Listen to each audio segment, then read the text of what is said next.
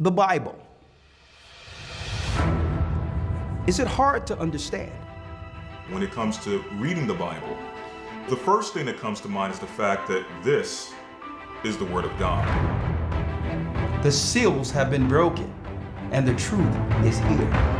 And when we go throughout the scriptures, when we go throughout extra biblical records, we find that the language that God employed, that He used to create the heavens and the earth, was the Hebrew language. Christ said, I came for the lost sheep of the house of Israel. But yet no one, no religious leader, no religious church out there anywhere can now identify the 12 tribes of Israel. Can we? God is quite simple, but it seems as if man makes understanding Him hard. What are those mysteries? The truth of your book and the truth will make you free. The Hebrew and Bible Academy, you're invited.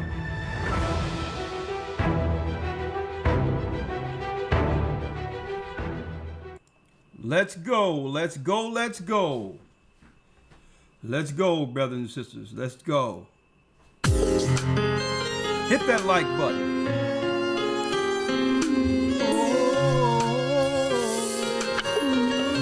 Come on, hit it. The East is where we're from. The 12 tribes of Israel. Hit that like button, come on. In 721 BC, the Assyrian king, he took us down, we fell. With a great escape we went through the Euphrates.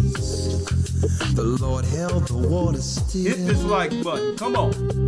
To a land where no mankind dwelt. To a land where no mankind dwelt. We went. The 12 tribes of Israel. That's who we be, we be. Manasseh, the Cubans, we from Puerto Rico, and Valley from the Isles of Hawaii. Come on. The Lord is calling back Israel. Zebulon from Panama, yeah, the North American Indians, Simeon, the Dominicans, our highest gathering Israel. That's right, brothers and sisters. The Most High is gathering Israel. We're the elders of the Gathering of Christ Church. Elder Rikash Yar, as well as Elder Lawyer. How are you doing this evening, sir? I'm doing well, sir. I can't complain at all. Oh, yeah. We're here for another week with our Wednesday broadcast, Decoding the Time, to show you how close we are to redemption, to Christ's coming. That's right. Our weekly broadcast now has what? Themes. A theme every Wednesday, Decoding the Times. And the day our particular broadcast will be focused on who? You got it. The woman and the serpent's seed. Now, of course, you've seen the avatar. We're not going to be talking about either of these two characters, but we just wanted to show you that there's a difference according to Scripture. And we're going to talk about that. There's a difference between a mere woman and a woman who was made to be a wife. What are the differences? Also going to talk about something, and we're going to deal with it from an entirely different angle, because for some reason, black women are the face of what's all negative when it comes to Jezebel, or the spirit of rebellion, siding against the quote-unquote patriarchy. And folks, that was intentional. Okay? It's not that good women don't exist.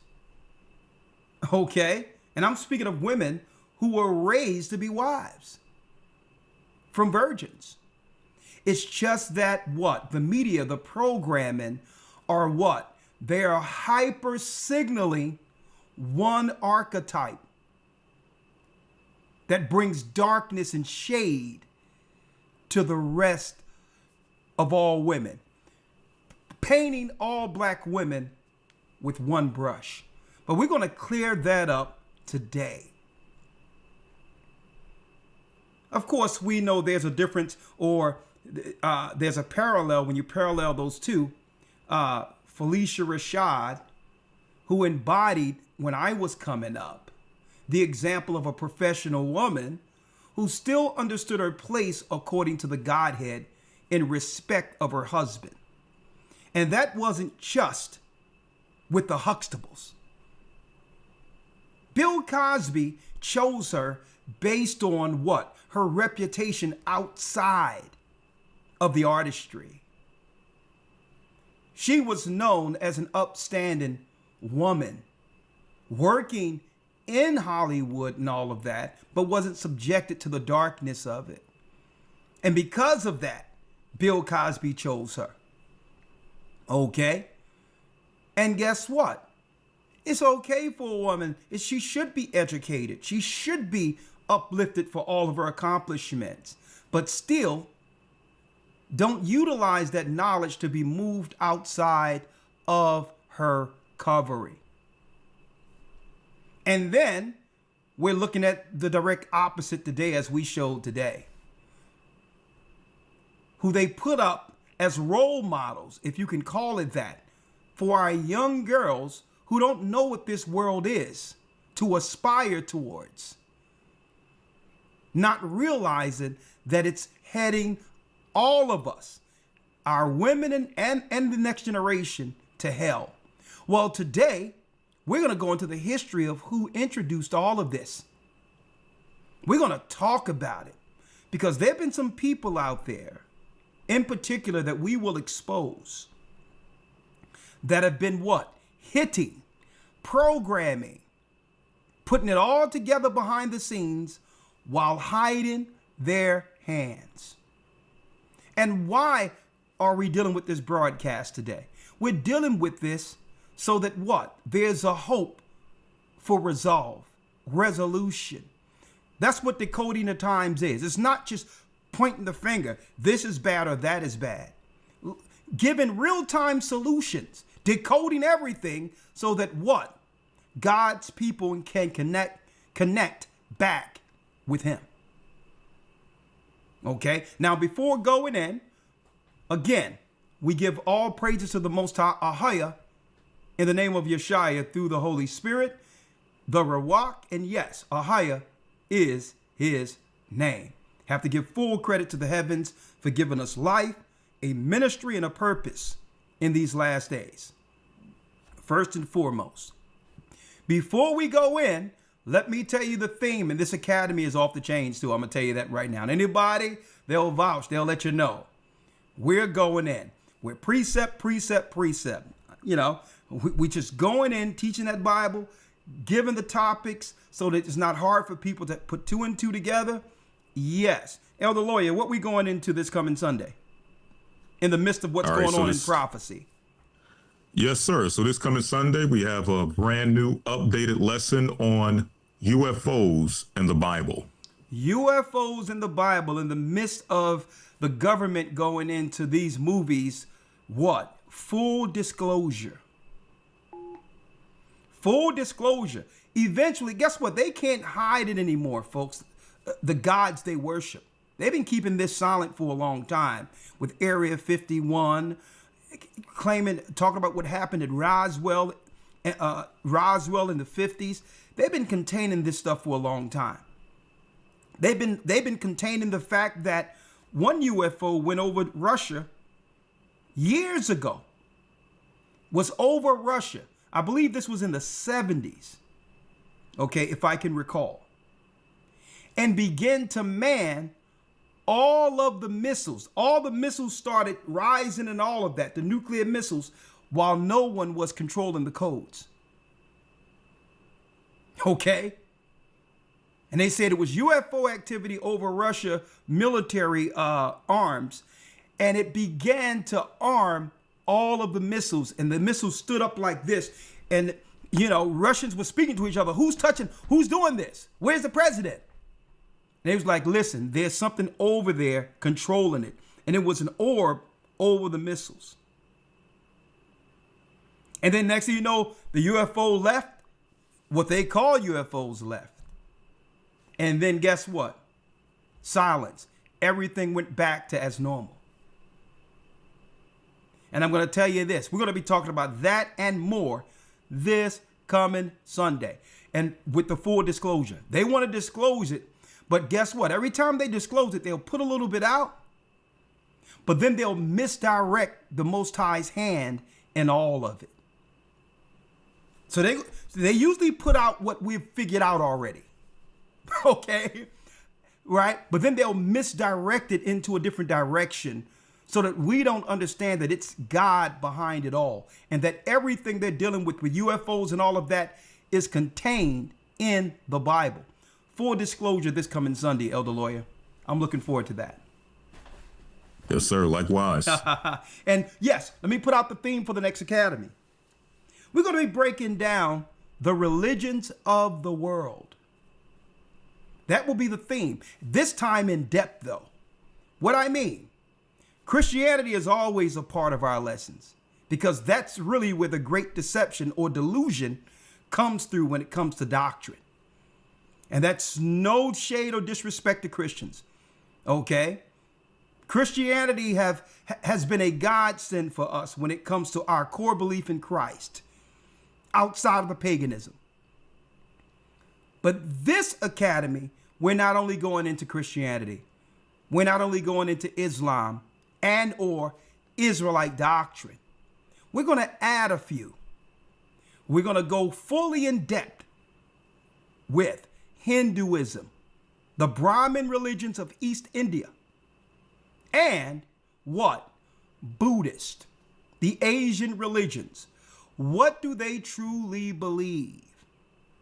You're going to find out, folks, that all of these Asian religions are ancient Babylonian. And guess what? The foundation is Satanism. Outright worshiping the dragon. And we're going to be talking about that. There's no coincidence at the very end, after they have put out this stuff that have put a lot of our people down, y'all know what it's talking about. Out of nowhere, we see a bunch of Asians and East Indians coming amongst us. And guess what? This is no negative against other races of people. But know if they're bringing some people over amongst us, these are hand-picked out of millions. The people they're bringing over here aren't just some regular old people looking for opportunity. They're coming with spirits. They're coming with their gods against the people of the awakening. And we're going to be going into that in the next academy, the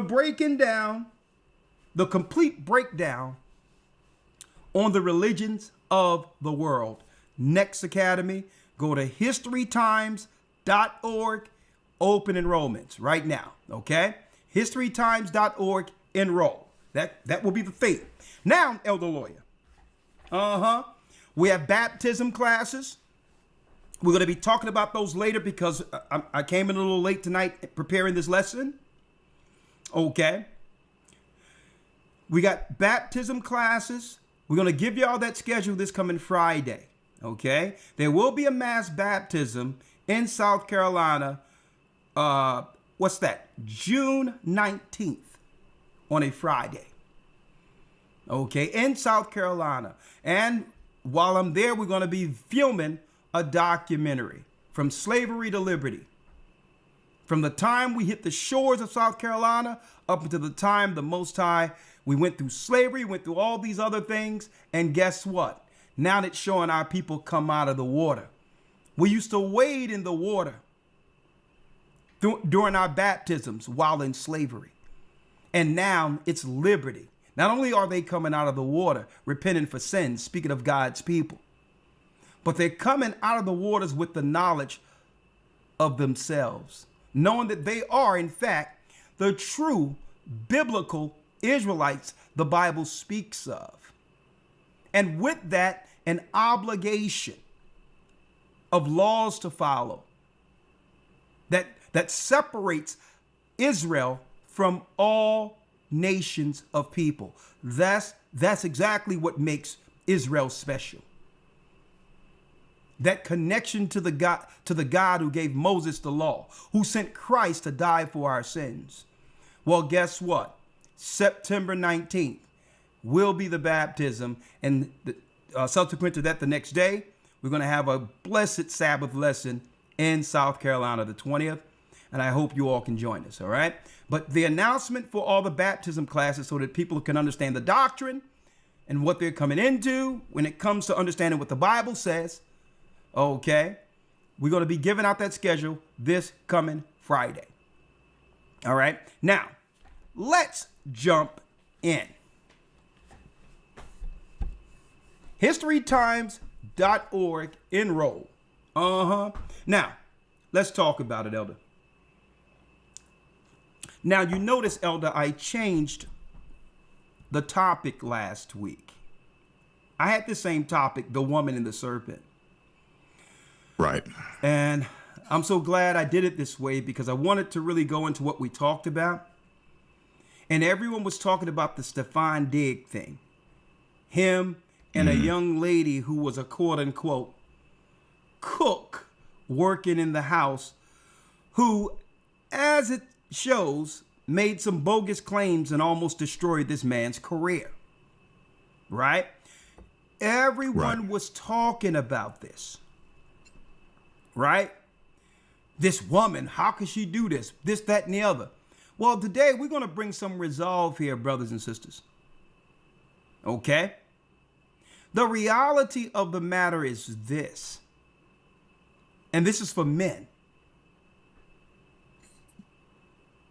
You get what you choose.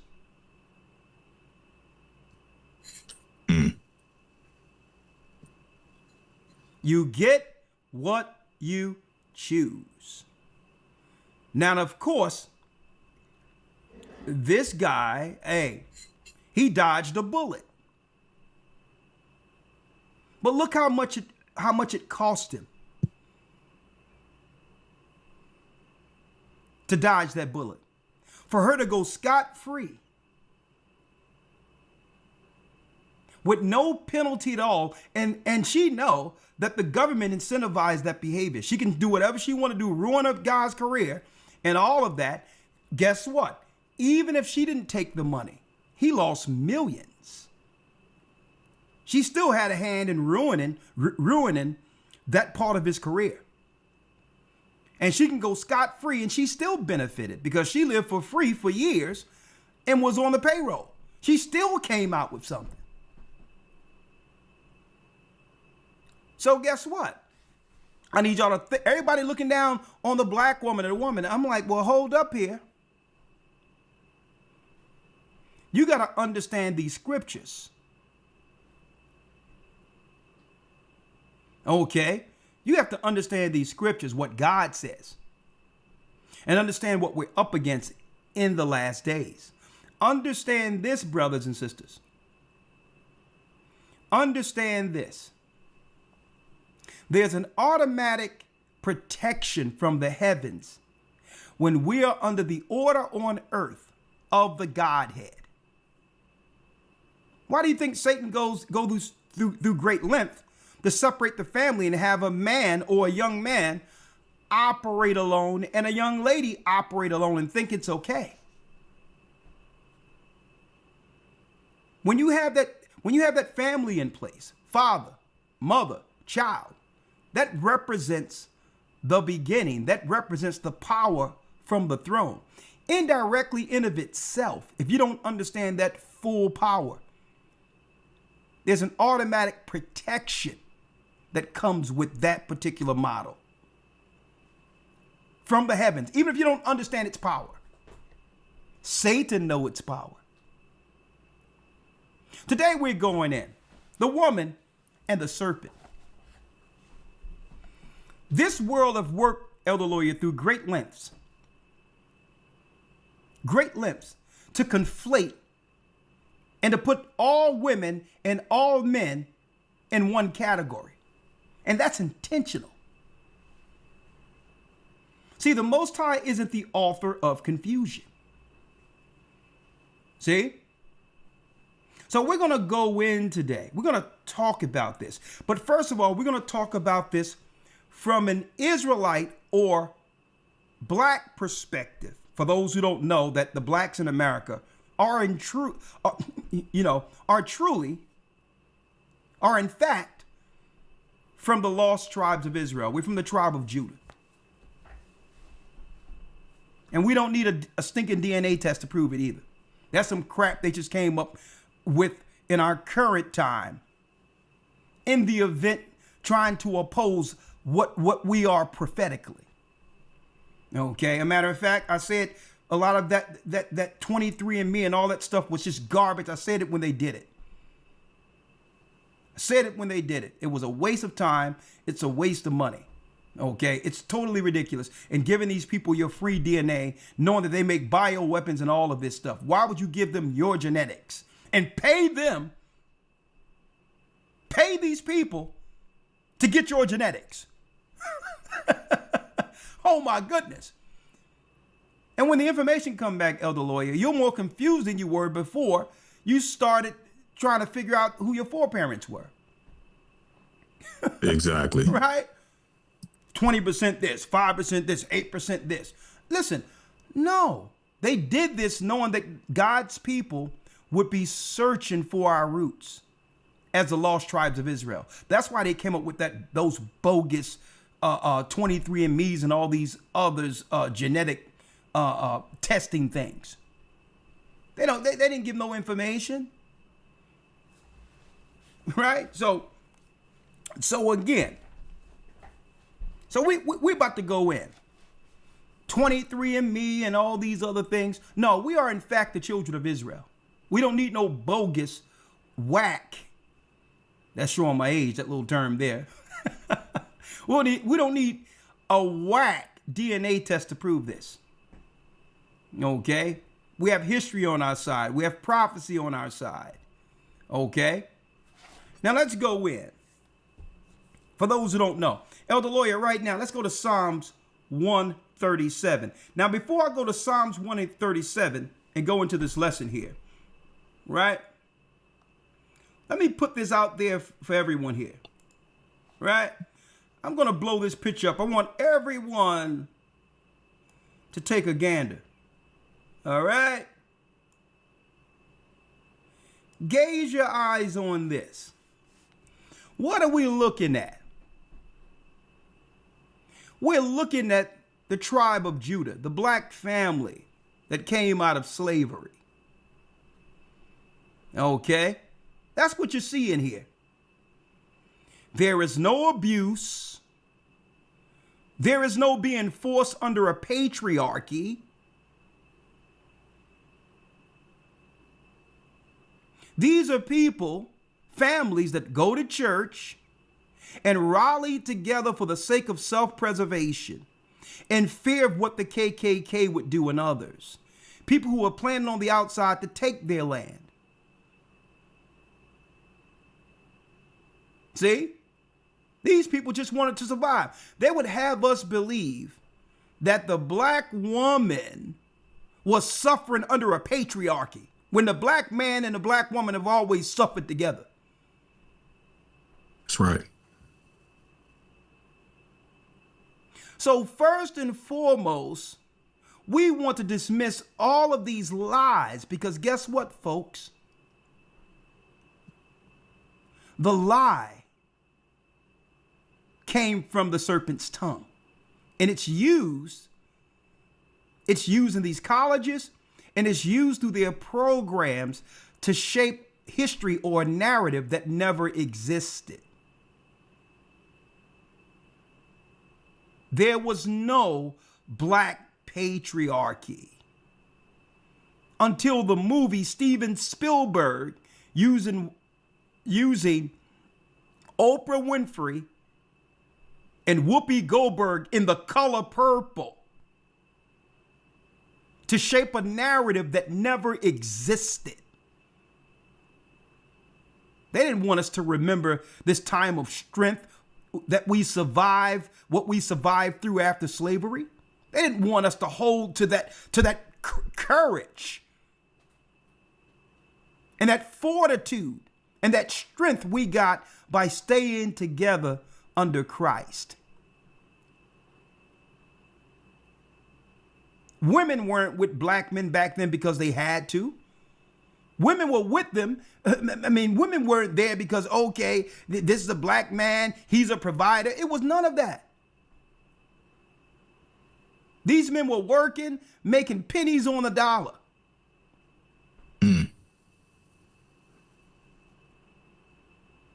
These weren't the Rockefellers. They were poor, but they were happy together. There was no standard put out there, well, he got to be this and she got to be that. We needed each other. So what happened? What happened? At the same time of this picture, I'm going to show you what the Satanists did. Under the power of what they would call, and guess what? This is not my words, okay?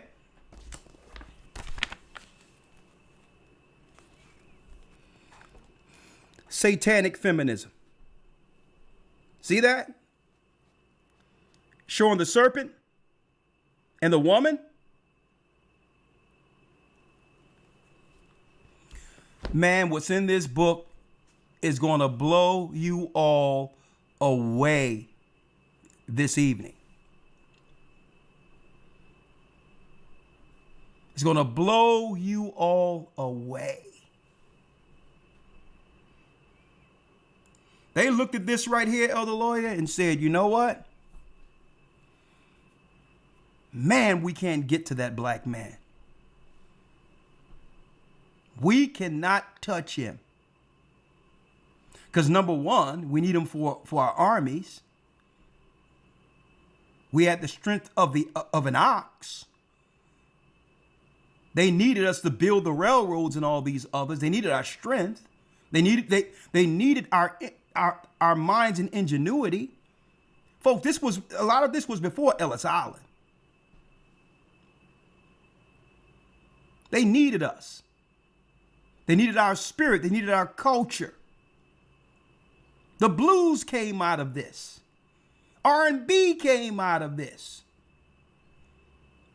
Negro spirituals came out of this. And they said, you know what? We're going to have to break this up. The more we attack them, the more they rally together under this Jesus Christ. And Christ protects them.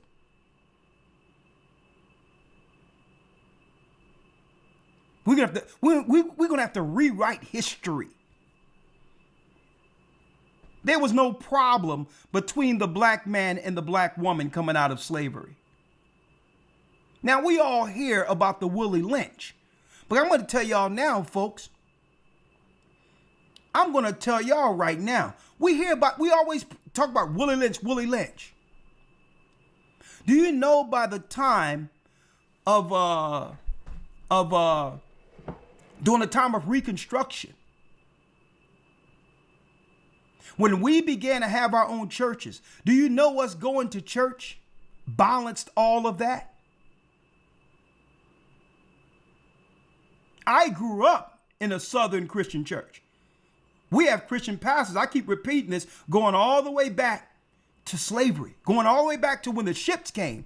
There's pastors in my family on either side. And the women were what? They were submissive. And they weren't submissive because they was forced to be. They loved operating in their femininity.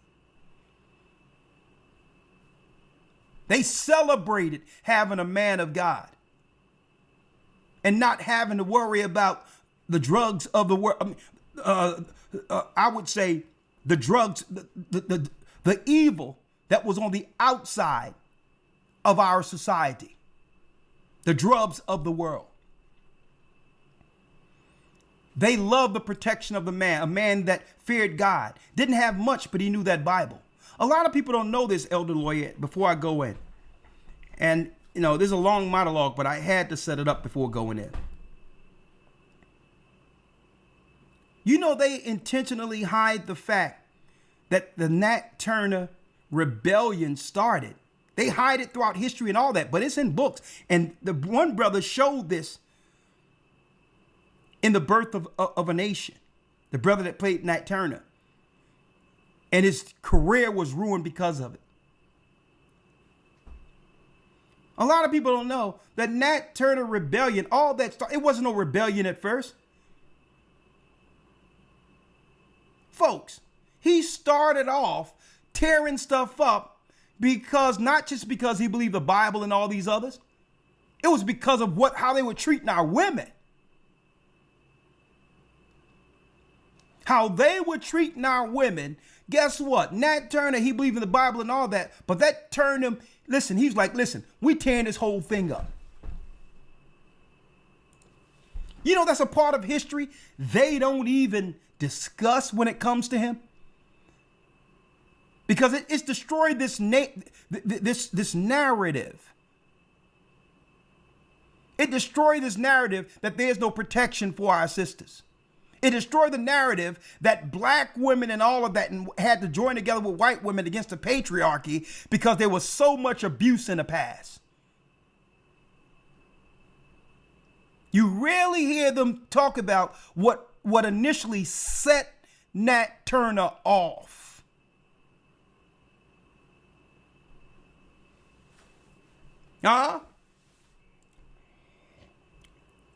They want the color purple narrative out there.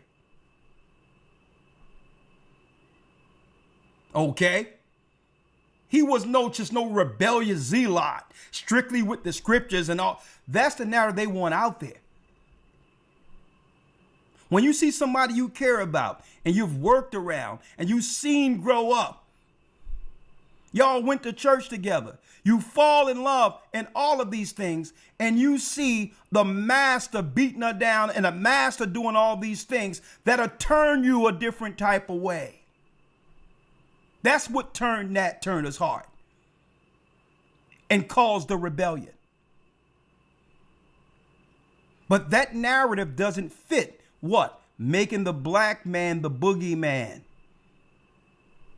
which automatically let the white man off scot-free and let the white woman off scot-free, who all had a hand, whether it be Republican or Democrat, in our destruction.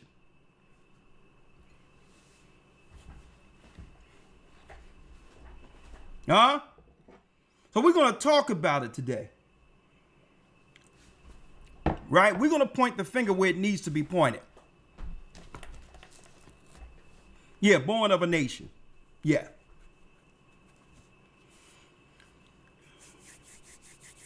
Birth of a nation, yeah. All right? Hey, if somebody, please don't... Oh, they retracted that message. All right. Okay, we don't want to censor people unless they're trolls or whatever the case is. Outside of that, yeah, let people go. So we're going to go in. Elder Lawyer, let's go to Psalms 137 real quick, if you may. All right. Decoding the times is our theme. We're going to talk about this because, folks, they have shaped a whole new narrative. Talking about there was black women being abused under the patriarchy. I'm like, what? Black women were seeking protection from their men. Our black women were in church, raising their children and all of that. What are you do? Where's this place where black men were abusing black women? We were suffering together. Let's read it, Elder, if you don't mind. Yes, sir. This is Psalms 137, verse 1. By the rivers of Babylon, there we sat down. Yea, we wept when we remembered Zion. When we remembered Zion. Read. We hanged our harps upon the willows in the midst thereof. For they that carried us away captive required of us a song. And they that wasted us required of us mirth. So those that wasted us, who carried away captives, required us a song. See? This is prophecy. Negro spirituals came out of this prophecy, which shaped the culture of the world. The way we sing, the way we praise, the way we always gave what? Glory to the Almighty. And guess what? When we started singing in those cotton fields, singing while picking on those farms, tobacco and all these other things, man, the master would hear this stuff and they would hear it out there. Man, do you know what these people are doing out there? They sound like angels out there. And plantations began to do what? They used to turn the big house into a concert hall. They would invite people from England, other plantations, and all of that to come in on a weekend to check out the new talent. They'd be like, get that girl out of that cotton field. Dress up, put a dress on her.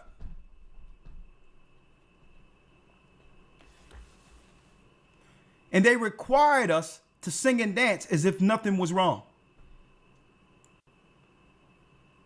So our talent survived us.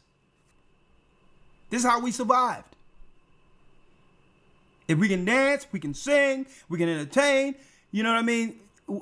Maybe we'll get some rest. Maybe we'll get some privilege. Maybe we'll get a day off. There was no darn patriarchy. We were trying to survive together, man and woman.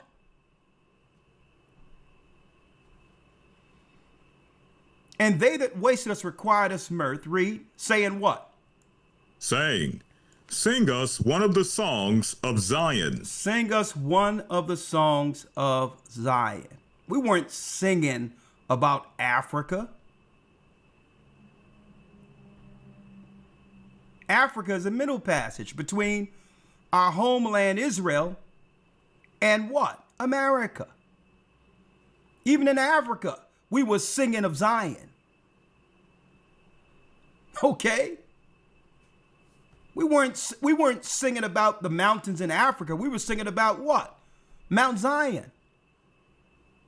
We were singing Israelite songs. There go your Negro spirituals. Read 4. How shall we sing the Lord's song in a strange land? But how shall we sing the Lord's song in a strange land? David said. David prophesied our captivity. He's seen us happy, bearing it.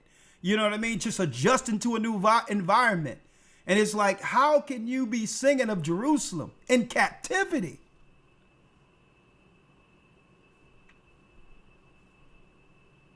Okay.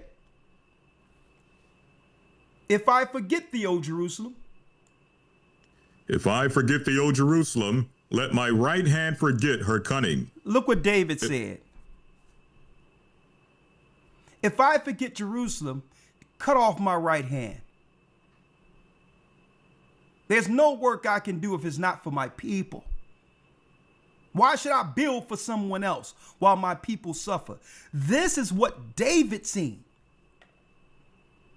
David wasn't experiencing any of this. To show you it's prophecy. David was king. He said, how can I work for everyone else, but yet there's no work being done to help my people? If I forget Jerusalem, then what good is working? If I'm not doing something to benefit my people? Why should all of my inventions, all of my work, all of the ideas given to me from the Almighty be used for everyone else, where my people don't benefit? Folks, there's no doubt this Bible is speaking about us. As if he's seen us creating all of the greatness of a country without getting any credit for it. 6. If I do not remember thee, let my tongue cleave to the roof of my mouth. If I prefer not Jerusalem above my chief joy. If I do not remember who I am, David is stating here. let my tongue cleave to the roof of my mouth. I'm not going to sing a thing for these people if it isn't benefiting my people. All the gifts that come from the heavens. Folks, our songs, all of this come from the heavens. I'm going to tell you that. That's why they sit around and listen for the next idea that they know the Most High is going to send. Okay? They know where music comes from. David said, listen, let my tongue cleave to the roof of my mouth if I prefer not Jerusalem above my chief joy. That means you don't have to dismiss other people. But your chief joy must always be your people. To know that your people are doing good. To help your people do better. That should always be our chief joy. Not to say that you want someone else to do bad. But David is like, how can we suffer and use our benefits that God gave us for everyone else and not prefer what? To make sure our people are taken care of. Okay? And I'm putting this out there because, folks, that was the mind we were in during this time. What happened? What happened?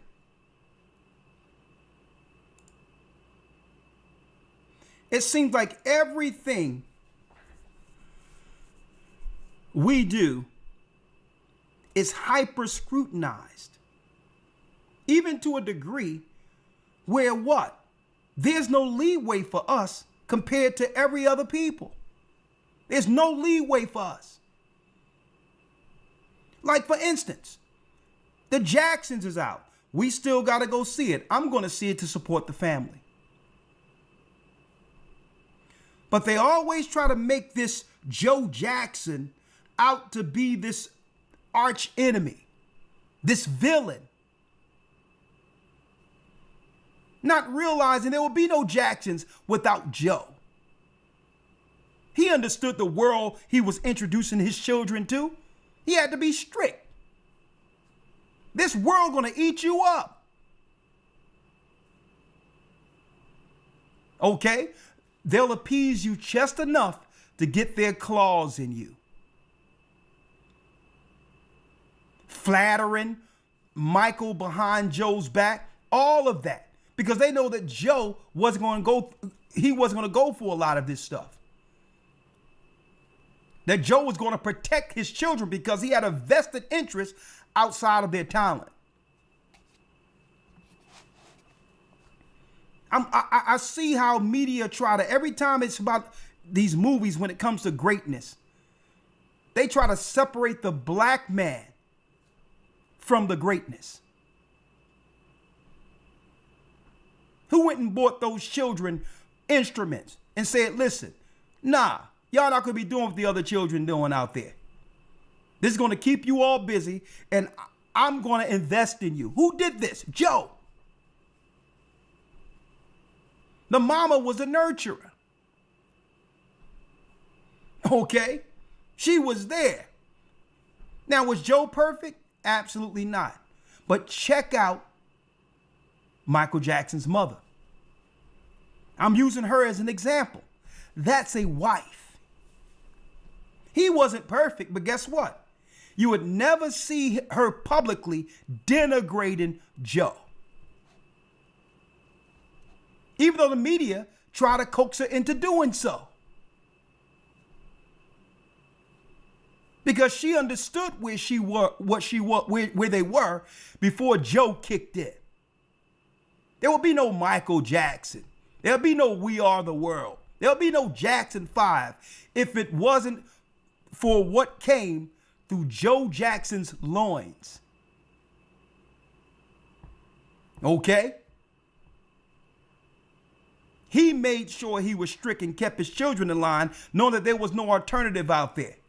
Knowing that they would just be just another number if someone got killed out there in the streets. They did the same thing with what? What love's got to do with it?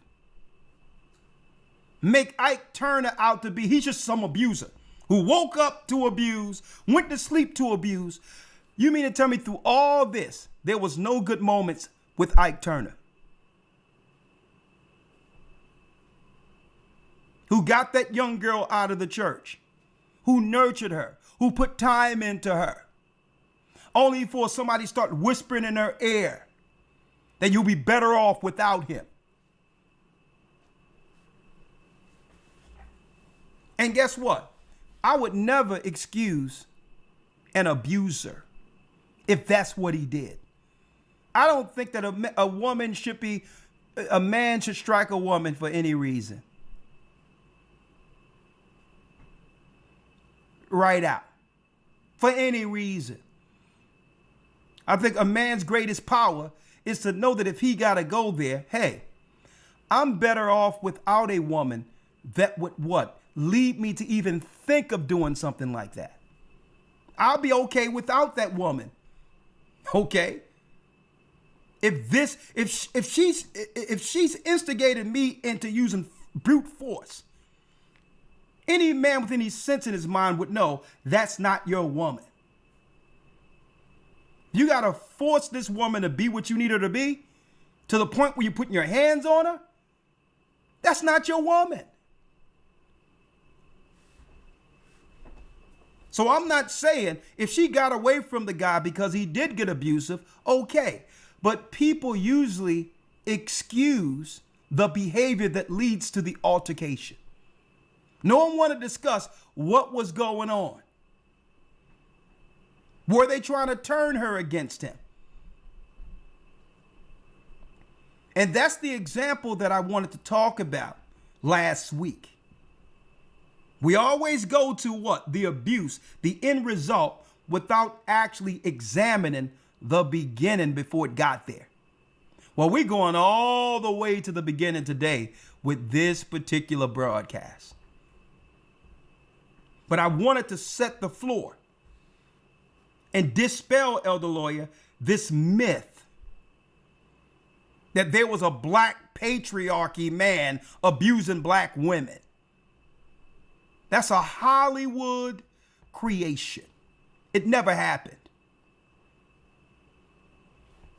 And black men really, black men don't even seek to hit anyone even till this day because we know men know the consequences. Black men can't get away with what other races of men get away with. But I digress.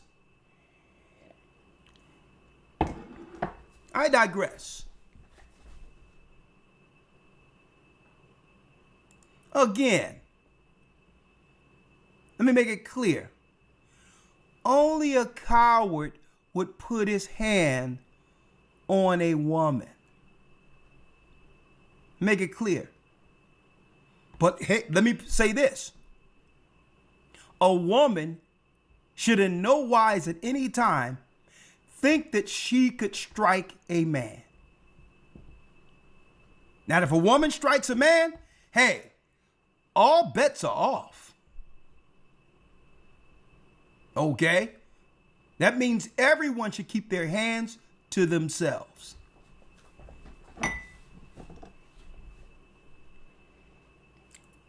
Let me tell you, if any man let a woman beat him, guess what? That's the relationship he need to be in. Okay? I'm going to put it straight out there. Who want to sit around and let a woman smack you around?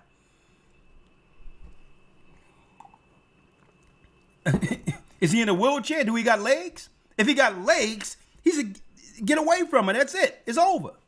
But I digress. Elder Lawyer, let's talk about it now.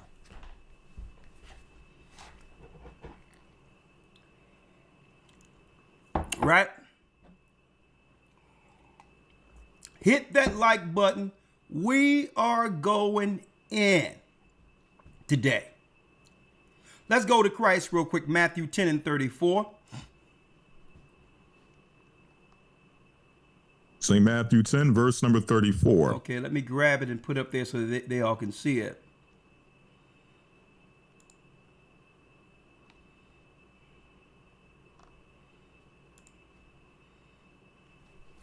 Matthew 10, verse 34. Read it. Think not that I'm come to send peace on earth. Think not that I come to send peace on earth. Don't even think in your mind that Christ is coming to send peace. And this is from a spiritual sense. Okay? Peace is when he returns. Right? Our what? I came not to send peace, but a sword. Now, why would Christ need a sword? It's to divide his from the serpent when it comes to ideology. See? When it comes to outlook and perspectives. See, Christ is coming with a sword. Because we come together for all types of carnal reasons. Without vetting according to God. And I'm just dealing with this woman thing for a second.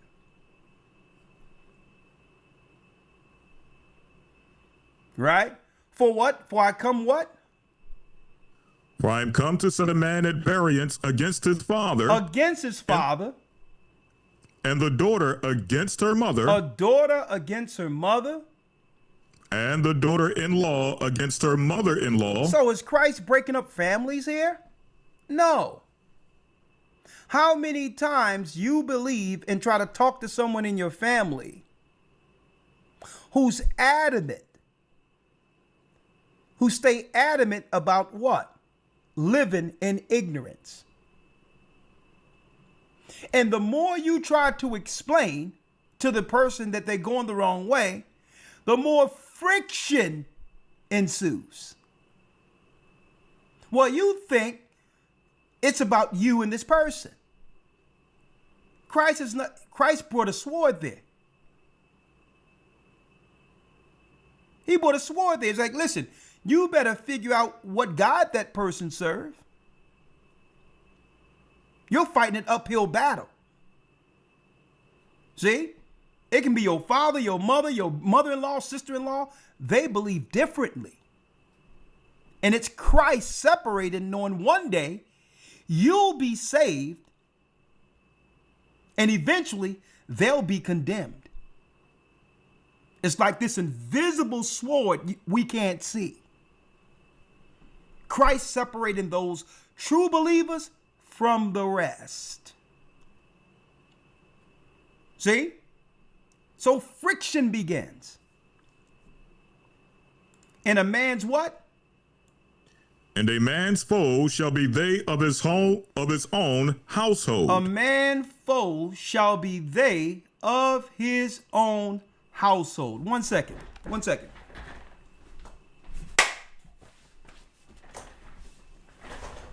I had to get that moth out of there. That thing would have been operating all night. I'm like, yeah, ain't no spirits running around. Yeah, you out of here. Now, it says, and a man's foes shall be they of his own household. Right? So, right here, folks, look at this. All of these people were together. You can't tell me down south. Listen, my mother, North Carolina, Zebulon, Raleigh, we got family all up there. Okay? All up there on my mother's side. My father's side, Virginia. They eventually met while he was in the Navy at Lake Charles. Now let's talk about this. You can't tell me there was some abuse going on in all of this, and there was some friction when these people were having 14, 15, 16 kids. My mother, Elder Lawyer, was the youngest of 14 children. You know what I mean? Because back then it was like, okay, the bigger family, the more work you can get done. They had their own properties. They had to do some work on these things. Well, let's have these children. They'll do the work. And we'll work together. Where someone got time to come from a juke joint and start knocking somebody up under a table?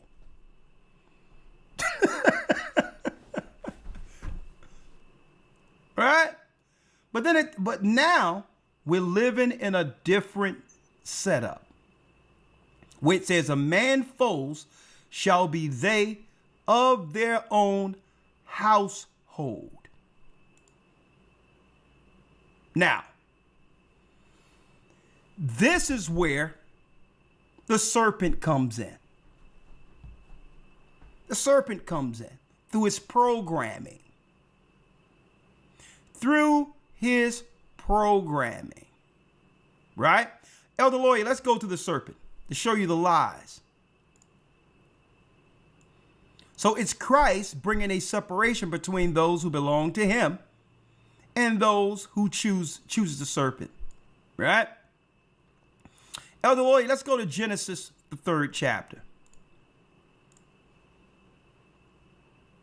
Genesis 3, verse number 1. Mm-hmm.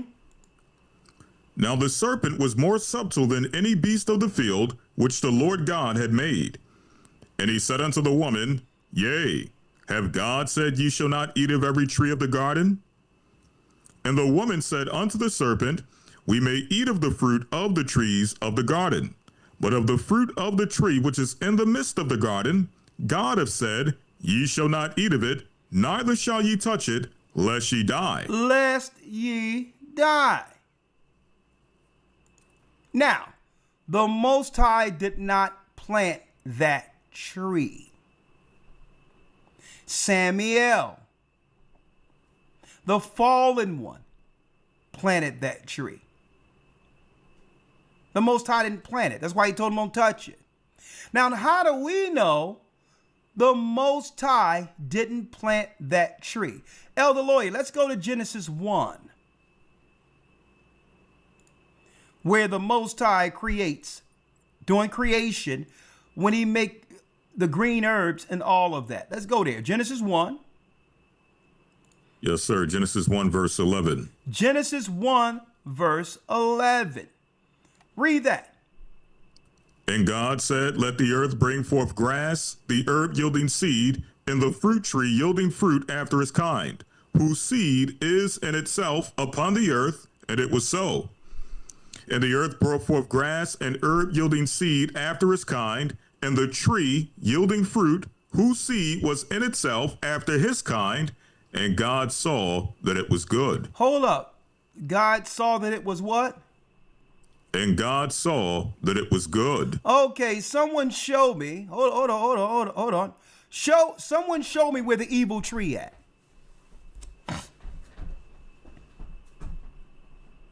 Where's the evil tree in creation?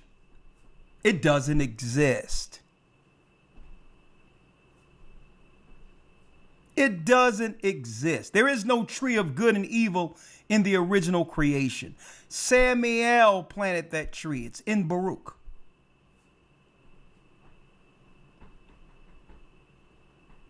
It's in the book of Baruch. I think that's what, the 3rd Baruch, right, Elder? Yes, sir. 3rd Baruch, the 4th chapter. The 4th chapter. 3rd Baruch. Baruch the prophet asked about the tree. And he says, Samuel, the evil one, planted that tree. And this is why they were told, Adam was told not to touch it. See that? Because there was something in the tree. So when you go to Genesis, the 1st chapter, it makes it clear that the Most High, everything the Most High planted in the garden was good. Was good. Now, so here's the first drug, which is the tree of good and evil. And we're listening to We're about to hear the first lie. The first lie. Let's go to Genesis, the second chapter here. Again, Genesis 3 again. Genesis 3 and 4. Let's read it. And the serpent said unto the woman, Ye shall not surely die. The For first God doth know. lie. The first lie. So they must convince you, because this is the way Satan does it. Okay? The way he do it is, he just need to convince you for the moment. From one moment to the next until you wake up in hell. Now, here's the reality of the matter. Adam and Eve before this had greater power over the fallen ones. See? That means what? When it comes to the levels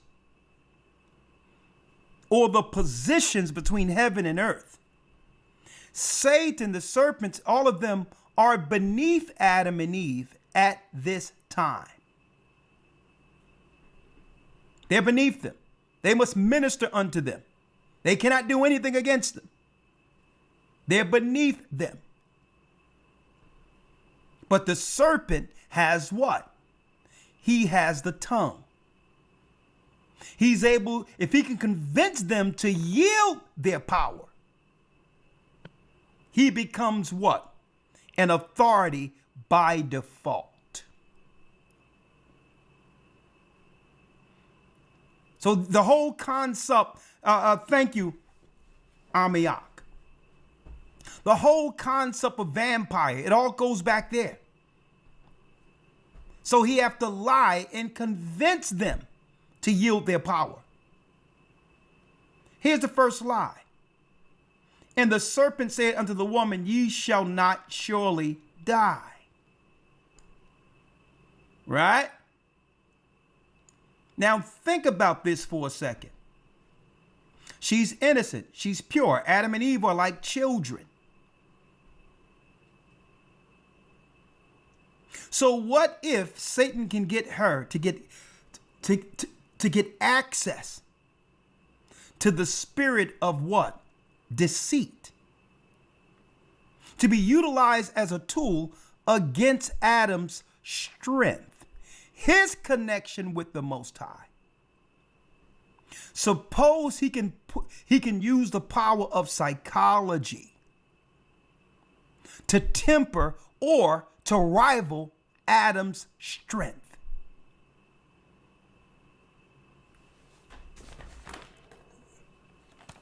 It's in this book.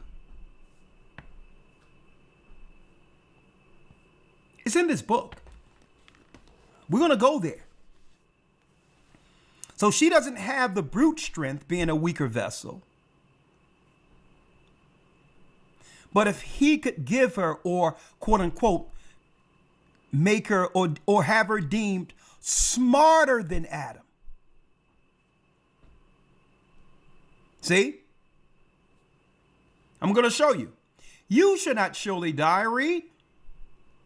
For God doth know that in the day ye eat thereof, then your eyes shall be opened, and ye shall be as gods, knowing good and evil. You shall be as gods.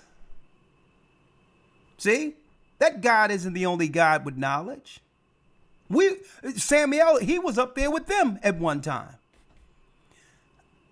Listen, sister. Listen, Eve. I'll give you everything. And you'll definitely know more than Adam, because you will have access to the fruit first. See? So Samuel, Satan, he knew exactly what he was doing. He knew that Adam was given the authority, not Eve. But if Eve was to take it first, Adam would then be subjected unto her ideas, her power, her strength. And the serpent can now lead Adam. Listen to this. Let's slow walk it. Let's slow walk it. The serpent can now lead Adam through Eve.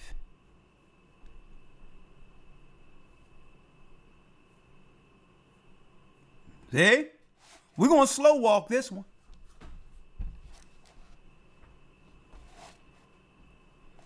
We're going to slow walk it. He went directly to her and said, you know what? That's my gateway. That's my way in. Because I can't rival Adam. Adam is in the image of God. I can't rival him. Satan and his angels were already thrust to this earth. They came out of the ice.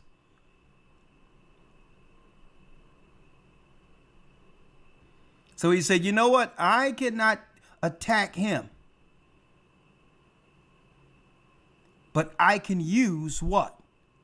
I can use a proxy. Folks, one thing about men, Elder Lawyer, being naive in this world. Thank you, Yvonne. I really appreciate all your support.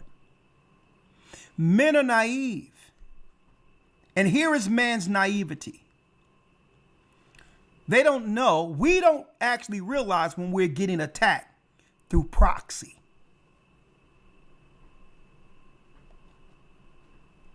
So now we have to recognize as men, okay, where is the proxy knowing? And our naivety is knowing that women cannot beat us. They don't have the physical strength to do so. So automatically that moves us down to believing that she cannot be a threat. And it gives us some level of naivety, thinking of our just brute strength. Right?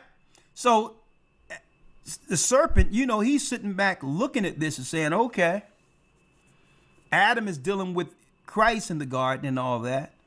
I need to focus on her because I can attack Adam through proxy. Now, how do we know this? And I'm giving you the perspective of what the witches are saying in this book. When they talk about going against the patriarchy, folks, believe it or not, there's a certain level of the patriarchy none of these people can touch. The white man is going to be in position as charge of the patriarchy until Christ returns. When they talk about destroying the patriarchy, folks, it's the black man. If it was to destroy, I'm going to tell you this now. There's a lot of white men catching strays. And they can learn through this too tonight. There's a lot of white men, because some of these white women done went totally off the rails, not realizing it was a white man that gave him the position to stand in this earth with some authority to claim some negative ideology against the patriarchy. Okay? It was a white man who gave you the safety.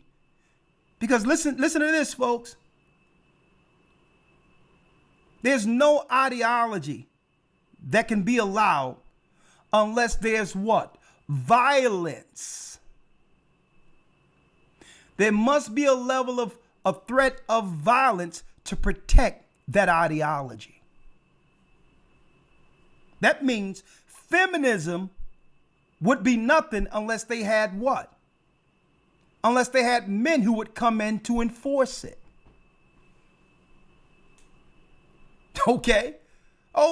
I can do what I want. I got 911. That means whatever I'm doing is backed up by a level of violence. And usually that's men to protect whatever right or ideology women have. So there's a lot of white men out there, you're catching strays, because when you put this in place against us, okay, you didn't know that, guess what? They was going to use it against you too. But at the very top of this, there's white men that cannot be touched by none of it. And there's a way, if we are in truth and in Christ, there's a way we as a people, we as men can avoid it. And I'm going to be talking about that today. Someone asked, is there a way that you can send a donation other than Cash App? Yes. You can go to gatheringofchrist.org and hit donate. Okay. And if it's to the teachers for this broadcast, myself or Elder Lawyer, you can actually just click on that and it'll go directly to us. Okay.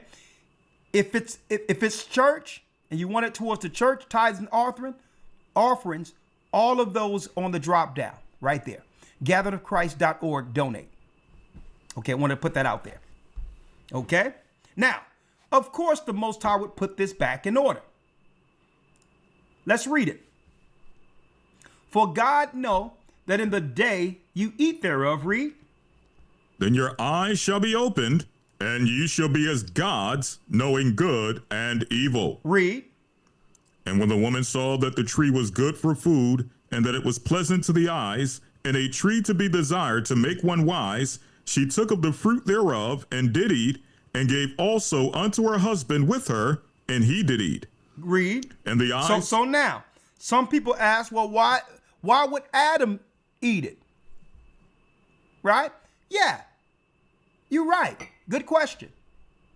But guess who has the knowledge of good and evil? Eve does. So don't forget, because she's under the power of the serpent, she understood how to deceive. Adam had no knowledge of evil. So understand, Adam is outmatched here. Adam is outmatched. She has the knowledge of deception now. And now you understand it is not just with black women. Listen to this. When it comes to demographics of all races, the women outnumber the men that goes to college. They outnumber the men from any demographic or race. College and education is a great thing. It's a great thing. Let me make it clear. It's a great thing. But you have to understand, okay? A lot of men don't have to go to college, a lot, because they know alternative ways of making money in fields that women don't frequent, that makes more money than if you went to college. There's certain things women just don't do. See? So men can go to college, sports, whatever the case is, STEM, whatever the case is. I have sons who graduated STEM, played sports and all that in different colleges and got full board. So I know the benefits of college. But there's a reason that it doesn't matter the race. Women outnumber the men who go to college. Because there's an indoctrination component that they want to focus on before releasing the women into society.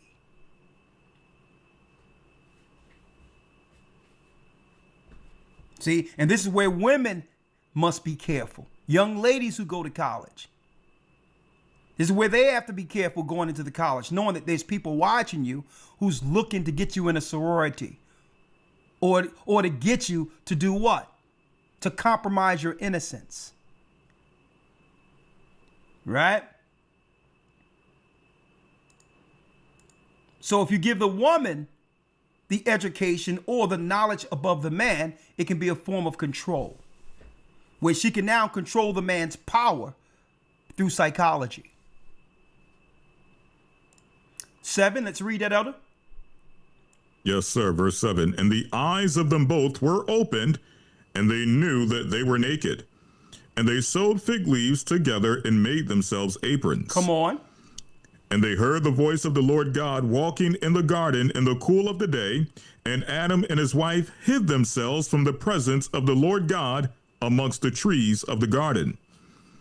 And the Lord God called unto Adam and said unto him, Okay, what verse Where are you art at, Elder thou? Lawyer? Going into verse 10. Let's go to 9. Read 9 again. Verse 9. And the Lord God called unto Adam and said unto him, Where art thou? You notice when, and this is Christ here, in the spiritual form, as the intercessor. You notice when Christ walked into the area, which is a part of the third heaven,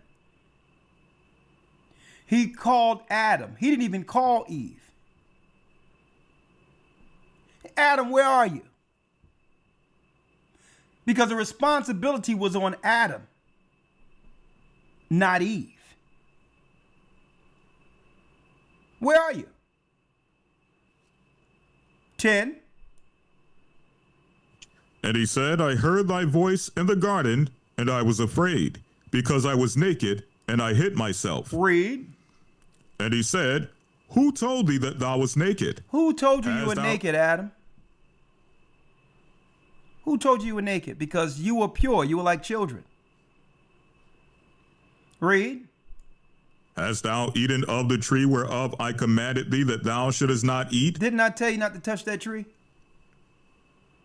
Now, this is where we are even till this day, and hopefully we can clear this up. The finger pointing. 12.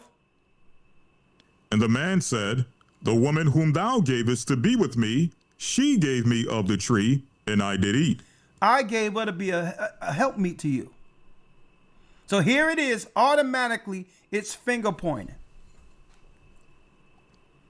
Well, you gave her to me. And you know the finger pointing have been going on since creation.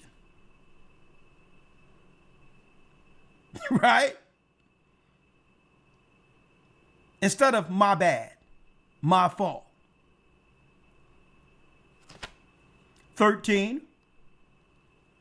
And the Lord God said unto the woman, What is this that thou hast done? And the woman said, The serpent beguiled me, The and I did serpent eat. beguiled me. The serpent is the fallen one. This is deeper than some snake. Serpent goes all the way to the heavens. It's called the seraphim. You got the seraphim, you have the cherubim. And I did eat. Read. And the Lord God said unto the serpent, Because thou hast done this, thou art cursed above all cattle, and above every beast of the field. Upon thy belly shalt thou go, and the dust shalt thou eat all the days of thy life. Come on. And I will put enmity between thee and the woman, and between thy seed and her seed, and it shall bruise thy head, and thou shalt bruise his heel. So this is a future prophecy. I shall put enmity between thee and the woman. It's speaking of Satan would have a race on earth, and the woman would represent who? The children of Israel, who would rival the serpent's seed. And when it says, between thy seed and her seed, and it shall bruise thy head, and thou shalt bruise his heel. This is Christ bruising the serpent's heel. This is Christ bruising his heel on the serpent's head through the doctrine, through the ministry. And unto the woman. Now, this is the physical woman here. Read. Unto the woman he said, I will greatly multiply thy sorrow and thy conception. In sorrow thou shalt bring forth children, and thy desire shall be to thy husband, and he shall rule over thee. Unto the woman he said, I will greatly multiply thy sorrow and thy conception. Brothers and sisters, this is not just talking about having a baby. Women would have to go through in their childbearing years a sickness once a month. She would worry more so than a man. Okay, even after this time, she would have to go through menopause. She would have to go through a lot of different chemical imbalances based on what Eve did. So a woman have to continually suffer the punishments of Eve, even though they had nothing to do with what she did. They have to go through these things. Okay? And the only way to balance that out is a man. The only way. The only ease a woman can get full time. Even if women have girlfriends and whatever the case is, and that's all good, it doesn't replace whom the Most High put out there to balance a woman.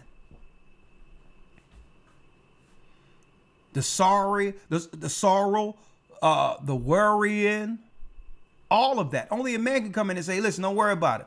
I'll take care of it. And you know it's taken care of. And sometimes she'll be saying, well, this, that, and the other. And she's fishing for an answer to know that only a man can actually bring resolve to. The Most High made it that way. Right? Your desire shall be unto thy husband, and he shall rule over you. Now this ruling, let me go here. This ruling over you isn't some brute force. Well, you do this because I say so. No.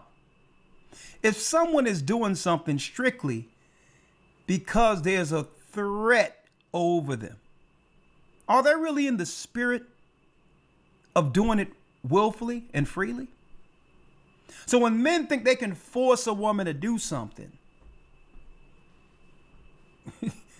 she's not, you understand, she's doing it under duress or threat. Do you really want her to do it because of that? Or because she feared the Most High? See? So when it says, what? And he shall rule over you, that's not a brute force. The Most High is putting things in order like it is in heaven. There's checks and balances. You have the Most High, the Holy Spirit, you have Christ, you have order. This ain't no you better do what I say, this, that, and the other. Guess what? Men with understanding don't operate that way because they don't have to. So you got people trying to force their way on women. This is when everyone, including the woman, can actually see the weakness. They recognize the weakness. See? If a woman can bring you out of your nature as a man and make it where I'm the man and I say so, and you standing up, look, she's looking at you like, what a weak guy. If you operate in the spirit, you don't have to force anyone to do anything. If she don't follow you according to the order, guess what? It's her loss. See? It's her loss. As long as we're operating under the Most High, we can choose. If you got to force someone to be up under you, brothers, I'm telling you this, that's not your woman. If you got to force her to be up under you. It's not your woman. I'm the man. Listen, if you're the man, just be the man. Because this is what the man does. Let me read it real quick. Let's read it. 17. Yeah. And unto Adam he said, because thou hast hearkened unto the voice of thy wife, and hast eaten of the tree which I commanded thee, saying, thou shalt not eat of it, cursed is the ground for thy sake, and sorrow shalt thou eat of it all the days of thy life. Read. Thorns also and thistles shall it bring forth to thee, and thou shalt eat the herb of the field. In the sweat of thy face shalt thou eat bread, till thou return unto the ground. For out of it thou wast taken, for dust thou art, and unto the dust shalt thou return. There you go. Your curse is, guess what? The ground isn't just going to give you food freely. Everything you get in life, a man will have to work for. A man, see, men don't have the luxury of women. Okay? Two separate optics. A woman can go through life and keep herself together and all that with an expectation that a man is going to work for her.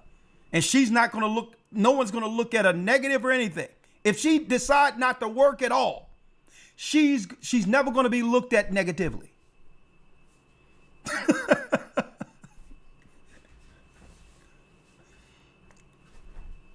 But if a man was operating that same spirit, the world would call that man a bum. Straight out. It's just a double standard. A woman works because she chooses to work. Straight out. The only reason a woman can work is if she chooses to work. She can choose to work or not, and she won't be looked at negatively at all if she decided, I'm not going to work. It's upon that man to take care of me. But a man can't do that. Straight up. Now, the woman will hold down the fort for a little bit with expectations of you freeing her up down the line. Right? So that's a different, there's a difference in that alone. The optics of how one looks, be it a man or woman who works. A man don't have a choice but to work until he die. That's a man's curse. But in the midst of these, here's the operative word: respect. Respect according to the Godhead. Respect according to the authority the Most High set up. Right? So we see the serpent had a special relationship from the beginning with the woman that would move her from up under her what? Intended value. Her intended value. So now we have to ask a question, Elder Lawyer. How did we get from right here, coming out of slavery,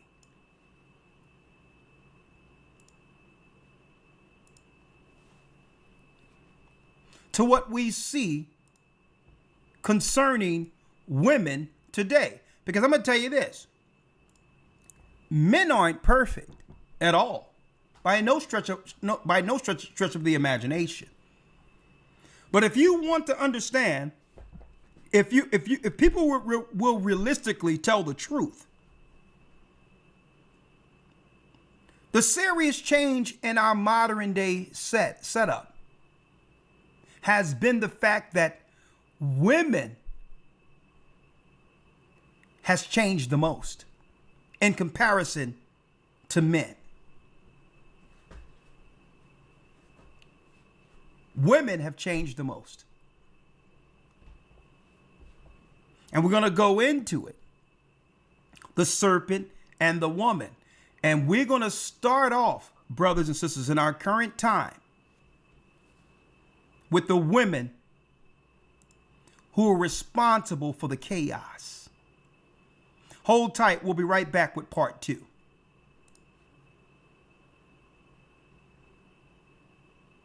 1 second. We'll be right back.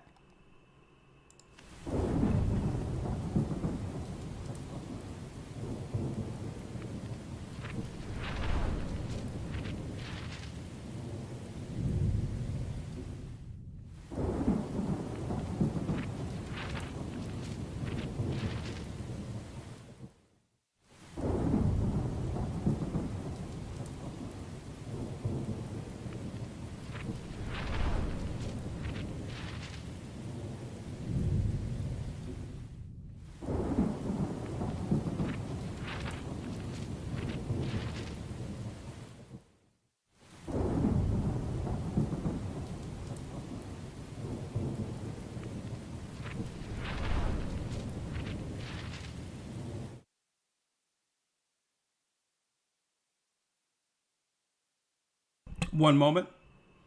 Let me cue this up.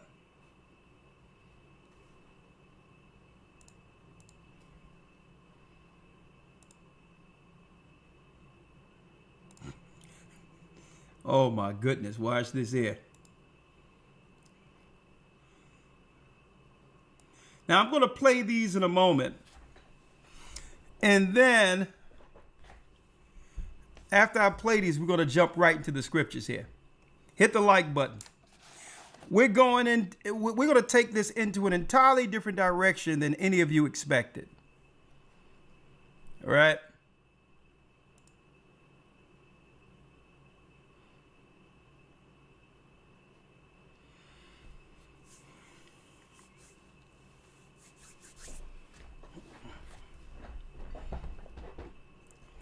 Well, 1 second, just waiting for lawyer. Hit the like button. Hit the like button, folks.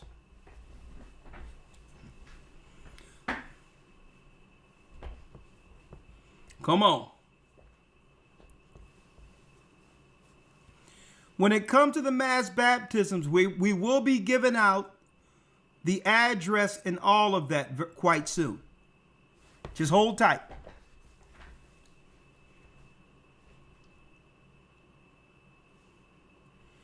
Let me see something here. Let me see something on this particular person.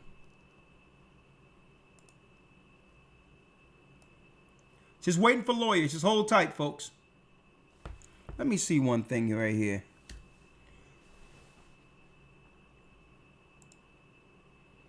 Let me see.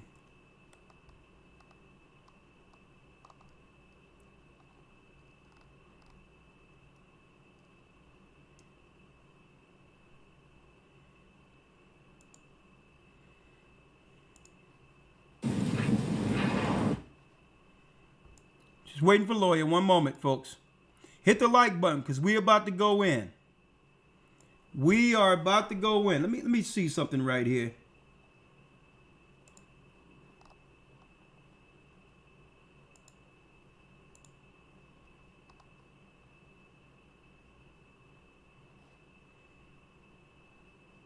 All right, good. All right.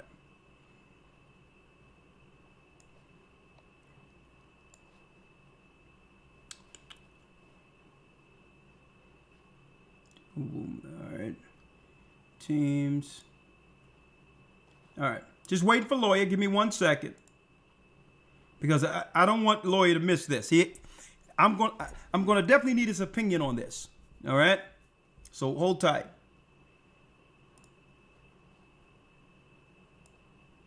Check 1, 2. Real quick. Oh, yeah, by the way, I see, speaking of men and women, right? I noticed on one of my videos, there's others from different camps or different places who I know believe other things. Sometimes they leave disingenuous comments on some of our teachings. So I clicked on it. I'm like, man, this is obviously this guy follows IUIC or whatever the case is, and he listened to all of our lessons actually. And brothers and sisters, you have to watch out when people say stuff like this.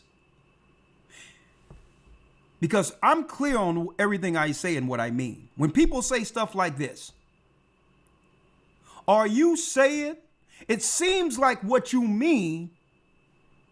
Watch when people phrase like that. Because what they're trying to do is mischaracterize or lie concerning what you're saying. No. Everything I say when I teach is clear. So you don't have to start off your comments with, it seems like you're saying this. No. See, this is the way people lie without actually lying, knowing that others are seeing the comments. So be careful, folks, when you're talking to somebody or when they're saying something, and instead of them saying back what you said, they respond with, it seems like you're saying this. Or do you mean? People like that are liars. Okay? I want to put that out there.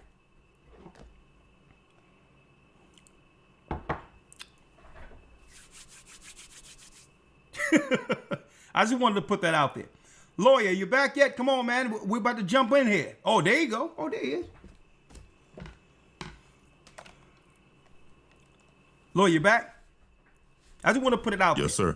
I'm just telling y'all, just so that y'all probably don't know, because sometimes what people will do, they'll put things out there to make you think that they truly don't understand something, and they'll question it that way.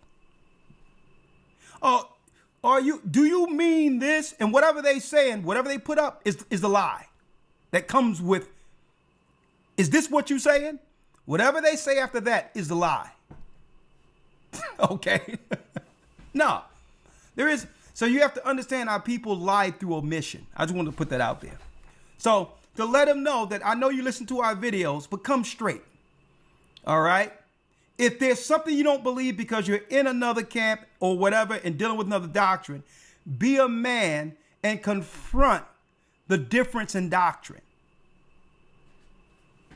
Okay? That's what being men are. Men don't talk around things. All right?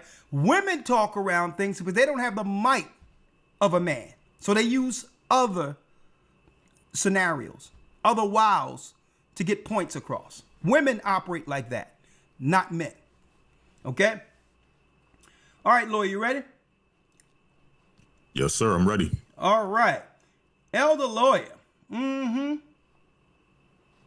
Check this out. Have you heard about the new movie that's coming out? Is God Is? Is God Is? You didn't hear about that, did you? I have. Yes, sir. Lord. Fair use for educational purposes only. Let me tell you, brothers, choose wisely. Men have always been in trouble since Adam, but men are in trouble. Look at this. Fair use. Twin, we got a letter from Mom. I thought she was dead. What she with us now? Where she been at? She's on her deathbed. If we don't go now, this might be our last chance to see God. God. She made us, didn't she? This may be our last chance to see God. She made us, didn't she?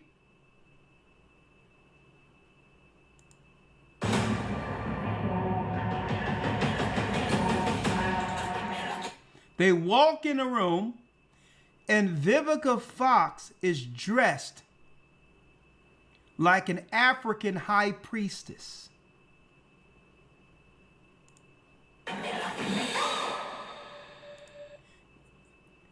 Vivica A. Fox is God. Girls, I'm gonna make this real simple. Make your daddy dead. Make your daddy dead. Make your daddy dead? Your daddy dead. Real dead. This seems a little crazy. Not as crazy as setting your wife on fire in front of your kids, then abandoning them. Setting the house on fire and leaving the daughters. Man, let me tell you, this makes Color Purple look like an episode of Snow White. The black man. So you have two sisters going across the country on a Thelma and Louise trip to kill the black man. And folks, if you believe that this is just a production, y'all don't know how this works. Now, I did a little research, and some sister from the islands, a Benjamite, and a gay man from America is behind this production. All right? See, but I'm not going to put it on our people. I'm going to keep it right here. I'm going to show y'all the people who are behind all of this from its inception. All right? For those who missed it, let's do it again. If we don't go now, this might be our last chance to see God. God. She made us, didn't she?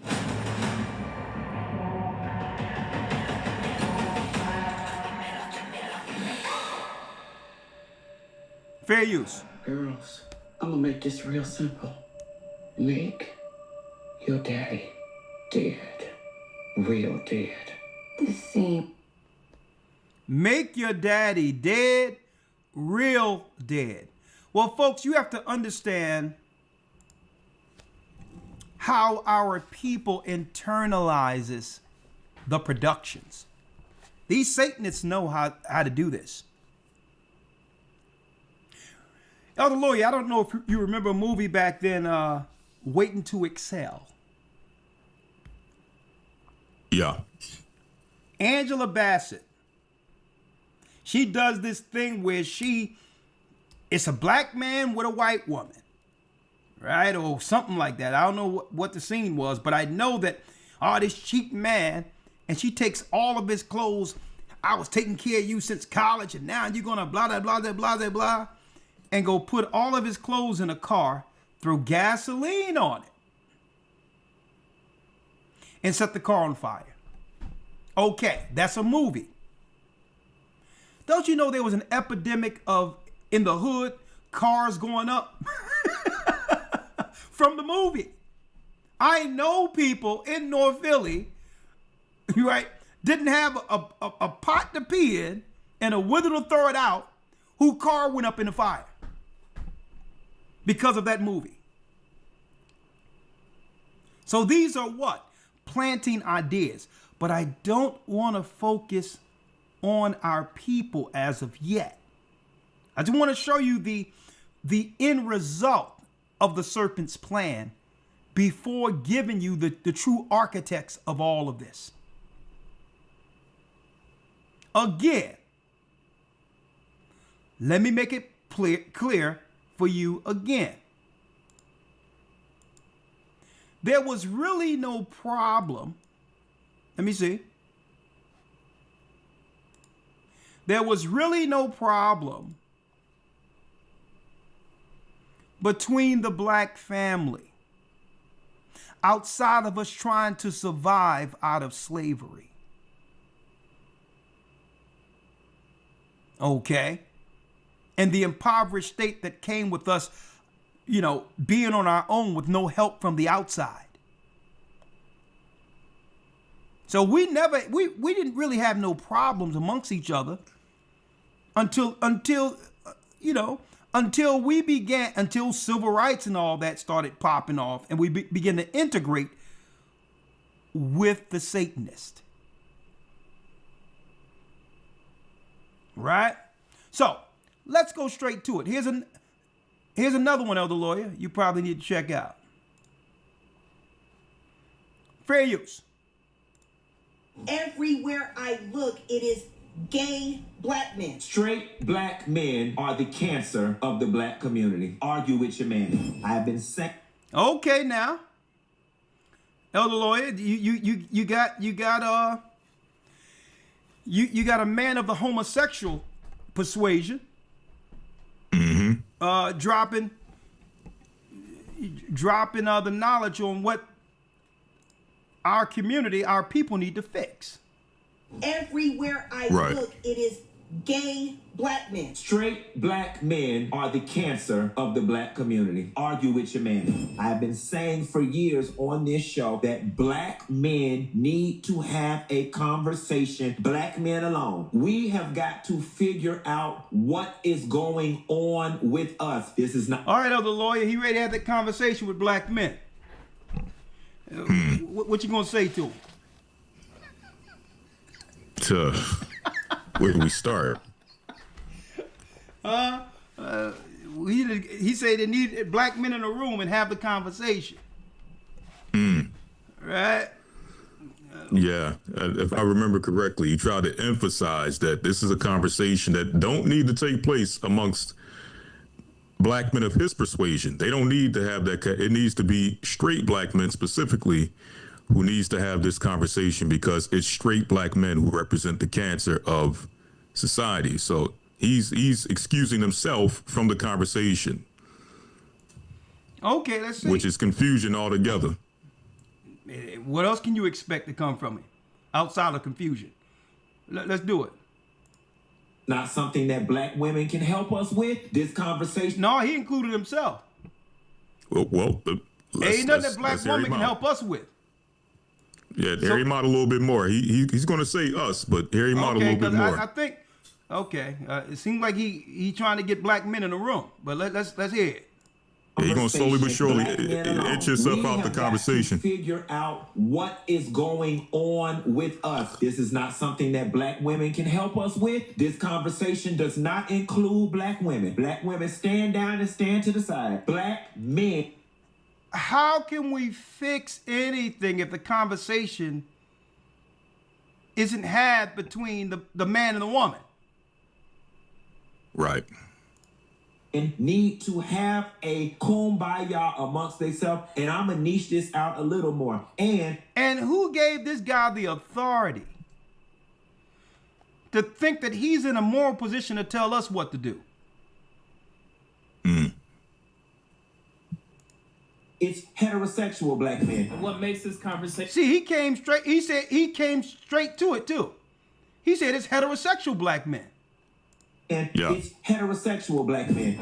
Okay, so gay men and the debauchery that we're witnessing in our community, they don't even need to be in the conversation. The only people, so the heterosexual men are the cancer of our community? How did we get there? So believe it or not, folks, it's demonization before destruction. It's demonization. First is what? To dismiss. Disregard. But once what? You continue to have a voice and are making what? And you're making progress by putting your voice out there. They'd be like, okay, let's demonize. And if demonize doesn't work, next is what? Destruction. Right? So this is what we're dealing with here. They're setting the stage for black men in particular to be eradicated. And it's through their program, and they're putting it out there. That the black man, the heterosexual black man, So the good of our community is what we see along with gay men. But let's go to the real masters of what's going on. Let me pull this up here.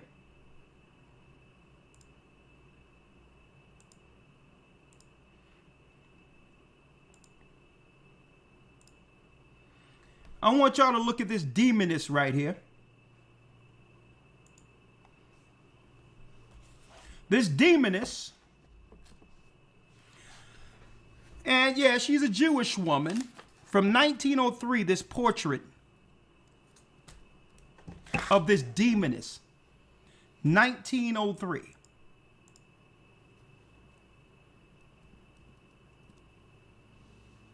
Her name, brothers and sisters, is Mary McLean. Now, the reason why I wanted to show this is because she was around the time we were looking like this. There was no problem between the black family. Had our own little land, sharecropping, had our outhouse, having our children go to church every Sunday, working at the working in the mines, building railroads, right? So there was really no problem between the black man or the black woman. But let's talk about the ideology we see that lead to the debauchery we see amongst our community today. This came out of the ideologies of the Greeks and Romans. This demon is by the name of Mary McLean. Right? What a piece of work. A white woman. Right?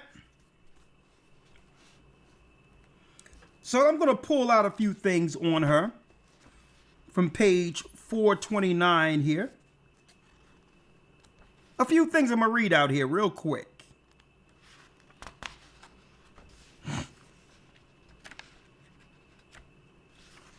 Uh, 429 and 4. Yeah, let me get it here.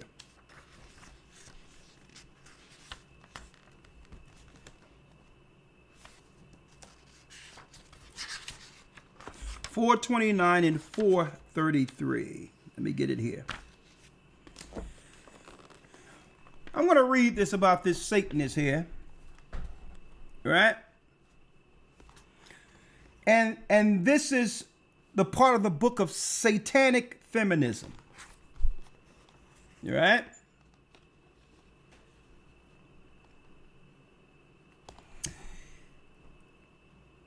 Mary McLean's autobiographic satanic feminism. Autobiographic, satanic feminism. Listen to this. Having considered the implication of the demonic femme fatale roles that several 19th century women assumed, we will now turn to a detailed case study of an individual whose fame was based on presentation of such a persona. A Canadian-American Mary McLean, from 1881 to 1829 bestseller. The story of McLean's 1902 is highly calculated attempt to provoke, titillate, and make some feminist statements in the process. Listen to this. Central to the text is the author's burning desire to become Satan's bride. And the exclamation, I am awaiting the coming of the devil, is repeated over and over again with subtle variations through the entire work, like a sort of refrain. Earlier research on McLean has more or less neglected the fact that her use of Satan is quite clearly directly related to an established tradition of literary Satanism, and also overlaps the contemporary esoteric, and political use of the figure. This chapter attempts to contextualize her work from this perspective. McLean's use of several by now familiar motifs will be highlighted. Listen to this, Elder. The liberating demon lover, Satan as a voice of cultural criticism, diabolical lesbianism, and so on. Right? So there's a term that's called diabolical lesbianism that they would use as an ideology promoted through the colleges. Right? So this was all white women initially into this, right? I'm gonna go straight to it. Let me go straight to it here. Page 229.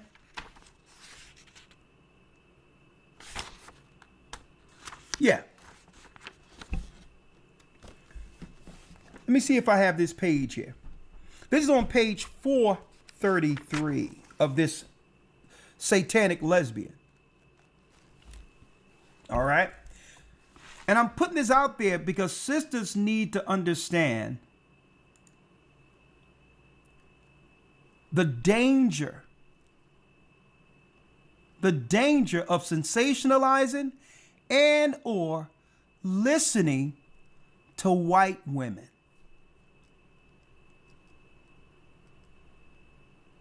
I'm talking about in the secular world and all these others. To pattern, want to be like them, want to look like them, want to think like them. A lot of what they're doing is intentional as a trick to undermine you. And that was the plan the whole time. That was the plan since the garden. Check her out. Now, it'll be women like this who would have literature and all of this that's promoted through certain colleges and all of that. Check this out. Let me read this directly here, right? Because there's a few things that I want. Let me see. There it is right here. I'm going to blow this up so y'all can see it. On page 4, black women had nothing to do with this. But right now, they're showing us the face of what? Radical lesbianism. Through the the WNBA that's totally losing money in all of this. Through colleges. What they're showing with these girls going cross country, ready to kill their father. Folks, this is all lesbian language. Okay?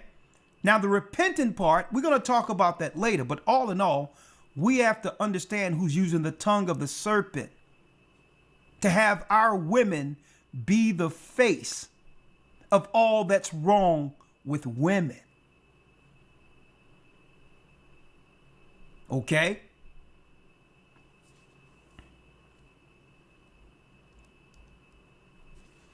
Check this out. 433. Listen to what, these are her quotes. These are her quotes. I'm going to read a little bit of this. Right? Here's her quotes.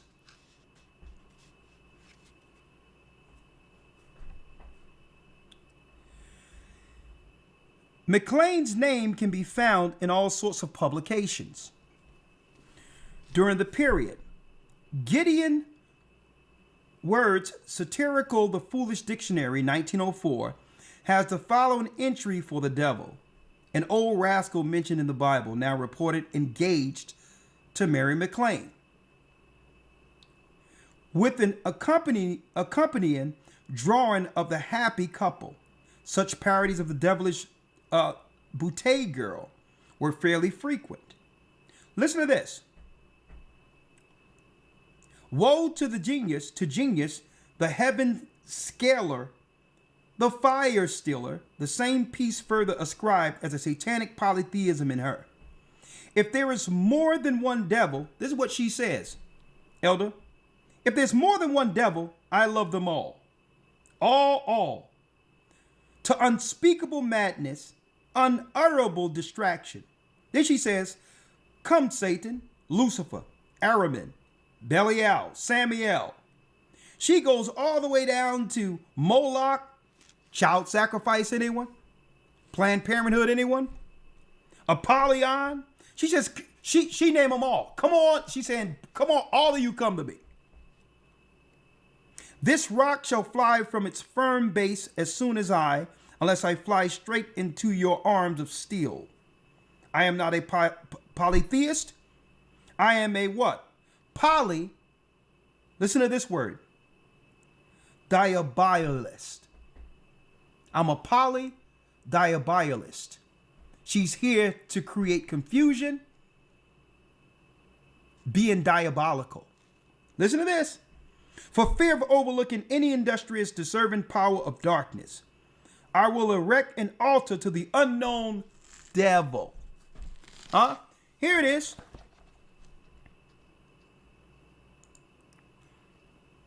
We had nothing to do with this. At the same time we were together, our sisters. You have women who were Satanists. All through the book. Let's go here now. All through the book. I'm going to bring out a few points. All through the book, it goes into their plans. It goes into their plans on how they will slowly overtake man. Now imagine these Satanists become judges, politicians. Okay? They link in with these LGBTQ and take over the family courts. Like you see what they're saying outright, what they think about heterosexual men. Do you think that's an original thought that just happened? Or have they set up the construct from the beginning to destroy the black heterosexual man who is Judah? Right? I'm going to go through a few more of these before we get back in. Right? Let me blow this up here.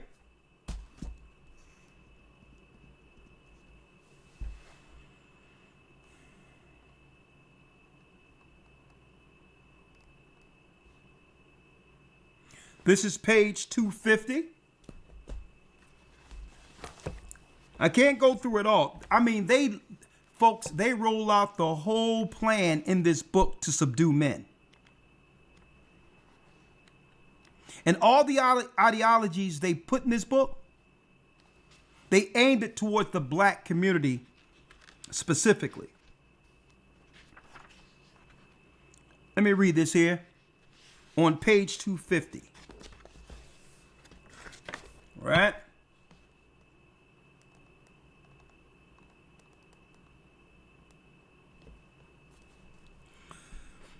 Let me go straight to it.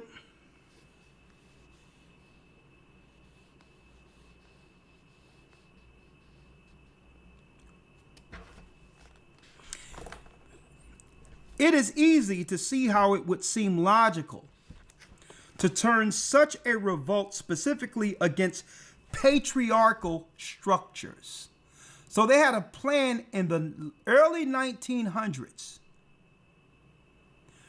to have a revolt specifically against the patriarchy. Now at this time we were in church. There was no patriarchy amongst black people. We were just trying to survive. This was their plan in the early 1900s. Listen to this. The playful enactment of the part of subversive witch.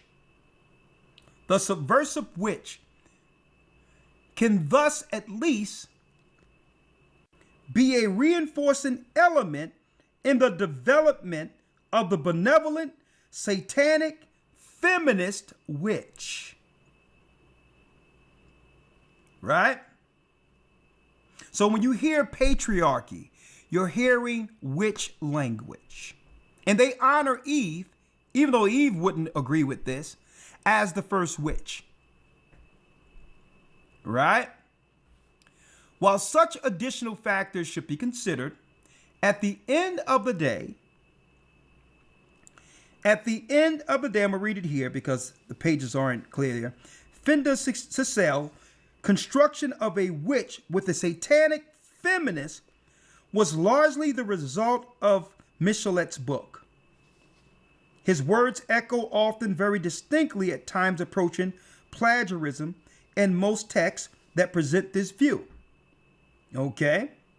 Examples include Gage's Woman, Church and State, Leland's Aradia, and Heffer's The Book of Witches. All these works present a witch that is both a fairly explicit feminist and a Satanist. Or, in case of Aradia, at least intimately connected to Lucifer. Carcot's hypothesis of the witch is a historic, in a way, contributed to the convergence of the sorceress and the feminist, since hysteria was a commonly conceptualized in a revolt against male authority. Against what? Male authority. So the whole concept of witches is to what? Oppose male authority. That's what it's about. It has nothing to do with what men are doing. The ideology is to oppose a male, even if the male is doing right. So all this, if he does this, then I'm okay? Nah. That's a lie. The whole act of it, even if they're wrong, and they know they're wrong, is to publicly oppose male authority. And these are the people who have incentivized the LGBTQ conglomerate against us. Anti-feminist, let me get it. Anti-feminists slandering of their foes as historical would have been the same effect. Hold on, let me get it here. I'm going to read it from my paper here.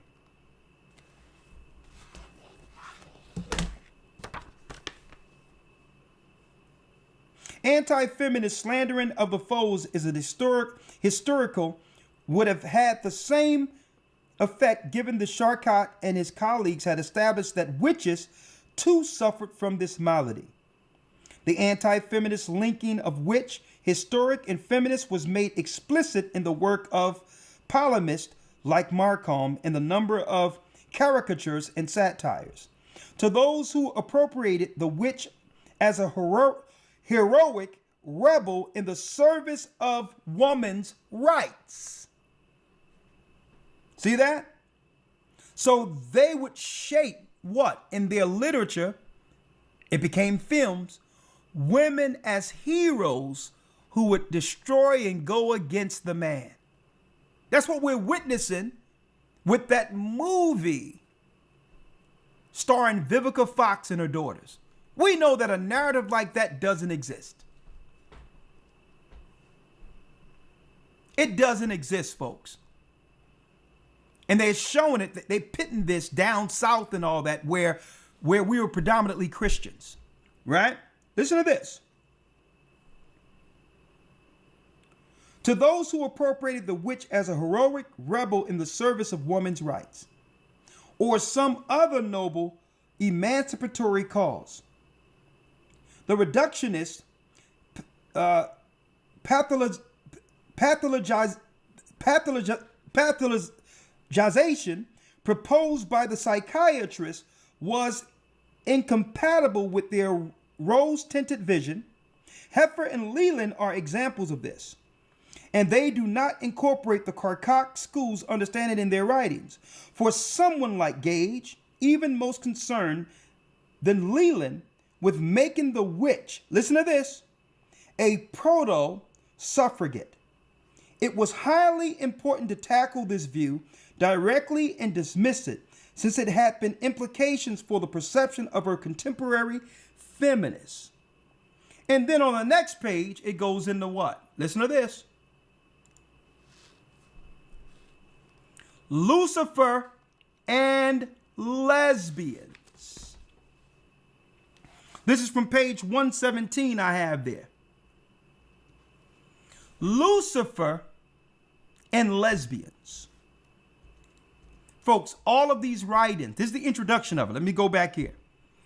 Here lies the beginning of this ideology from Rome that they made in our present time. What? Studies to be examined and actually taught within colleges to have this mess come back into our communities to destroy it. Lucifer and the lesbians. Listen to this introduction and where it's from. This chapter looks at how lesbianism was connected to Satanism. And Fendi Cecil's discourses and how a lesbian poetess can turn the tables and use this association as part of a subversive feminist strategy. Folks, we're living under a social engineering that have destroyed our community. It was a strategy. The main focus is France, but German and British examples will also be discussed. First, a cursory genealogy of the linking of sapphic love and Satan will be outlined. Then, an important transitional text between outright condemnation and embrace for this combination as something positive. The Carul Mendez Mephistophela 1890 will be analyzed in some detail. Finally, in the main section of the chapter, the explicit sapphic Satanism of poetess Renee Vivian will be examined. Along with her, a German example of poetess, Mary Magdalene. The Baroness von Potsdamer adopted an identity as a demonic lesbian in her writings is also considered briefly. Now, I can't go through all of this because there's a lot in this book for satanic feminism, but really what it is an ideology they would teach our children, our daughters, from the time they go to school, to look at young boys as the enemy. Okay? It goes into satanic cults leading from pornography and all that to get people used to seeing two women together. It goes into all of this in this book. So that these experiments would eventually play out in colleges, focusing on the girl, right? Now, before we go in, there's a few more things I wanted to show, and then I'm going to bring you in, Elder Lawyer. Yes, sir. There's a few more things I needed to show, okay? In the book, it's a little, it's off what they showed, so I have to actually self-censor this. It's in the book, right? I have to self-censor this, right? It's in the book. Here's a picture. Matter of fact, let me get it here 1 second. Let me self-censor this because I can't show this on YouTube here.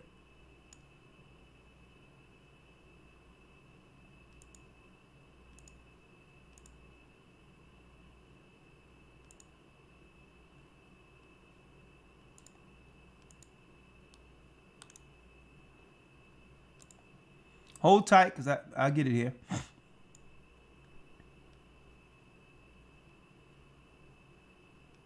Have to do a little self-censoring.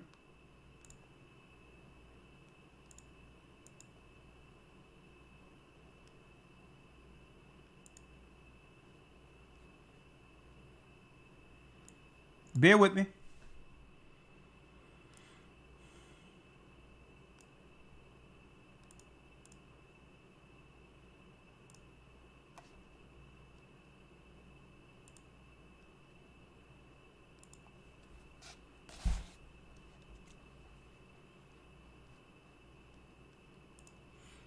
It's in the book.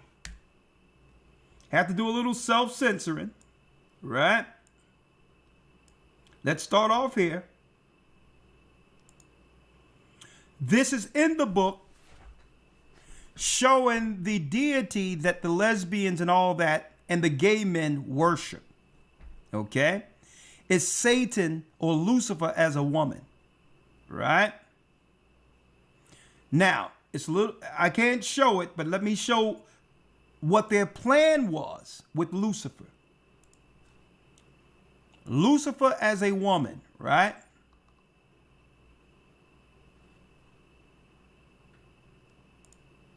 He would use the woman, and then what happens? The destruction of the future children that spawn through the gay and lesbian ideology to destroy the earth. It was in a painting that they celebrate. To get in position to cause chaos that leads to generation of destroyed and or delusional children.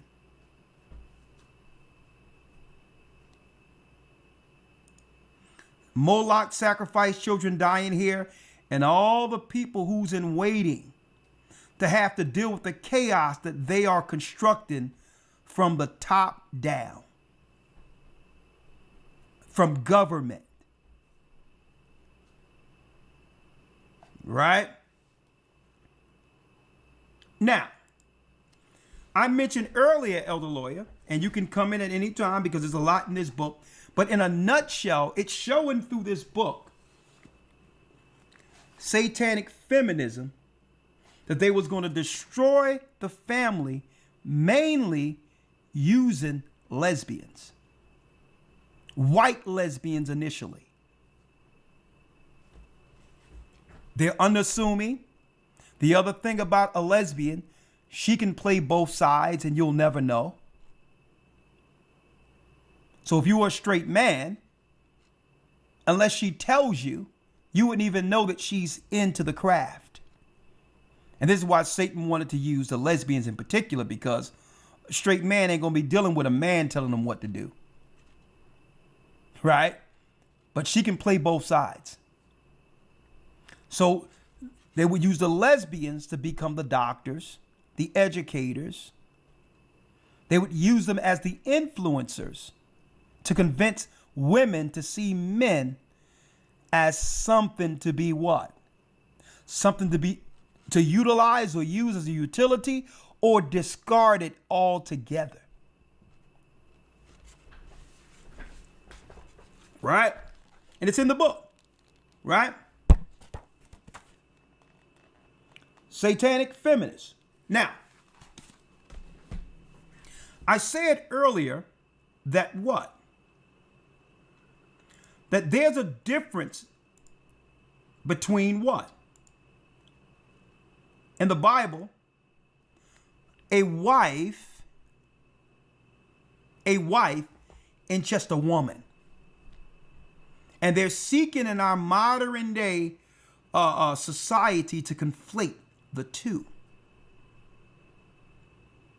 so that the witches, warlocks, the lesbians, and people that are against God, so that they can have cover and protection using the quote unquote good women who will excuse them or cover for them. See? But there's a difference. So we're living in a time where what? Women have to separate from certain women. There's a difference. Like, let me give you one difference here.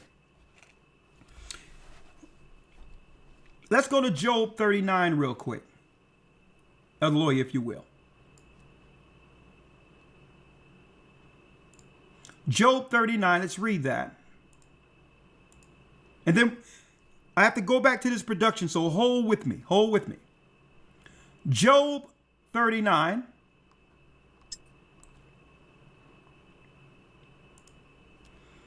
And let's go, Elder Lawyer, directly to 13. Yes, sir. The book of Job 39, verse number 13. Yep. Gavest thou the goodly wings unto the peacocks? Hold on, let me or get wings, it. Hold on. It says, gavest thou the goodly wings unto the peacocks? Or wings and feathers unto the ostrich? Read. Which leaveth her eggs in the earth, and warmeth them in the dust. So he's comparing this ostrich to someone who leaveth her eggs in the earth and warmeth them in the dust. And do what? Read. And forgetteth that the foot may crush them, or that the wild beast may break them. So an ostrich would have children with no care of what happens to them. They can bring them forth, but don't care what happens to the children. And forgotten that the foot may crush them, that the wild beast may break them. Abortion. And then after abortion, could care less about them so that the industrial prison complex gets them, or chaos can ensue because the absence of the man. 16. She is hardened against her young ones. She is hardened against her young ones. That means she has an attitude and begin to berate and or abuse her offspring. See, if they were going to build prisons and set up the industrial prison complex, they knew they would have to actually program women to be this.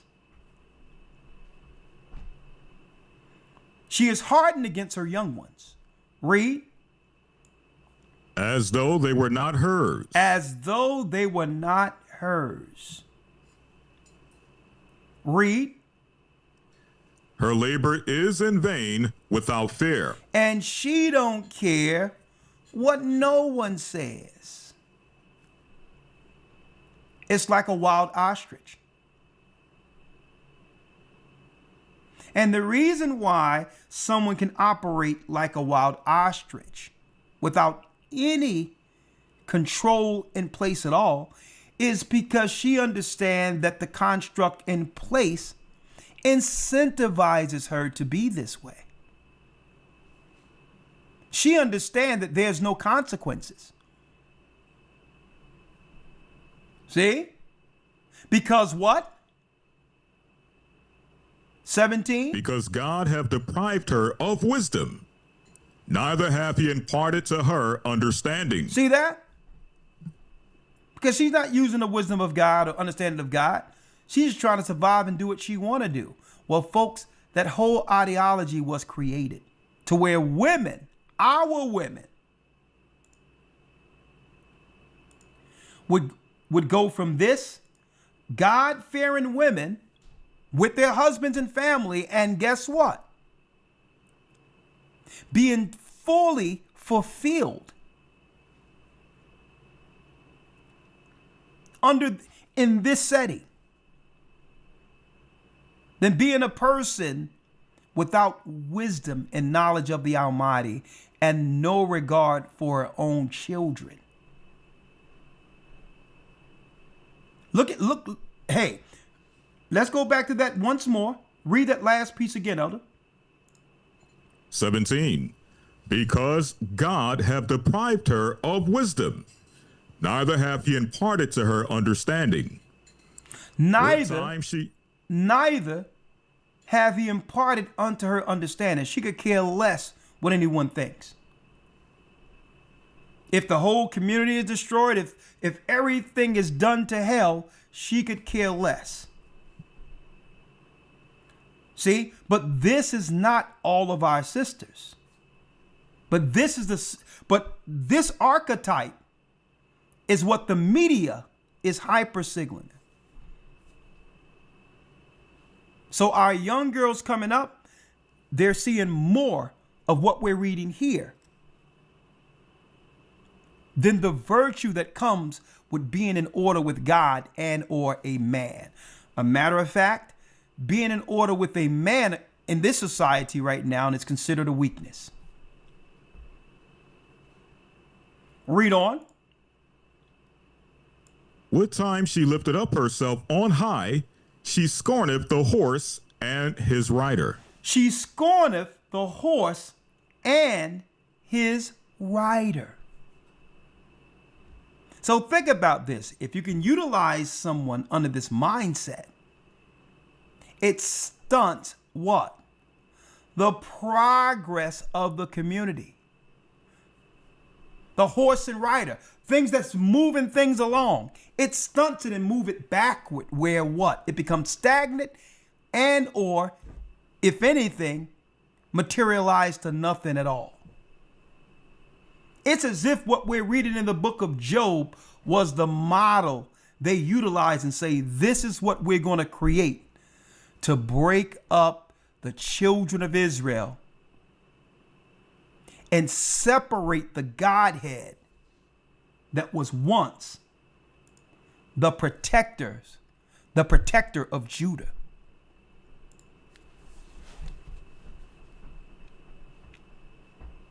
I need y'all to really focus on how they have socially engineered this.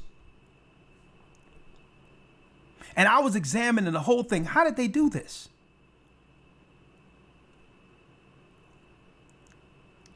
And I've talked about it, on different broadcasts. How did they do this? Out of the civil rights, we were together. We were in church together. Men were the head of the church. It wasn't no woman preachers, none of that stuff. Women lived in their femininity. Them having a husband to submit to was a badge of honor. I need y'all to think about this. And folks, in a few decades, the whole thing is utterly destroyed. I went into Philadelphia the other day, lawyer. And I drove through Philadelphia. Man. And who's coming out of the schools? I'm seeing East Indian women in their garb like they just came from India. Men, just all these other races of people on the block I used to live on. I'm like, where's our people? Where are they? They've utterly decimated the community. Right? So jumping right in, Elder Lawyer. Right? Jumping right, utterly decimated it. So they incentivize a certain behavior that isn't the model that got us, that brought us through chattel slavery.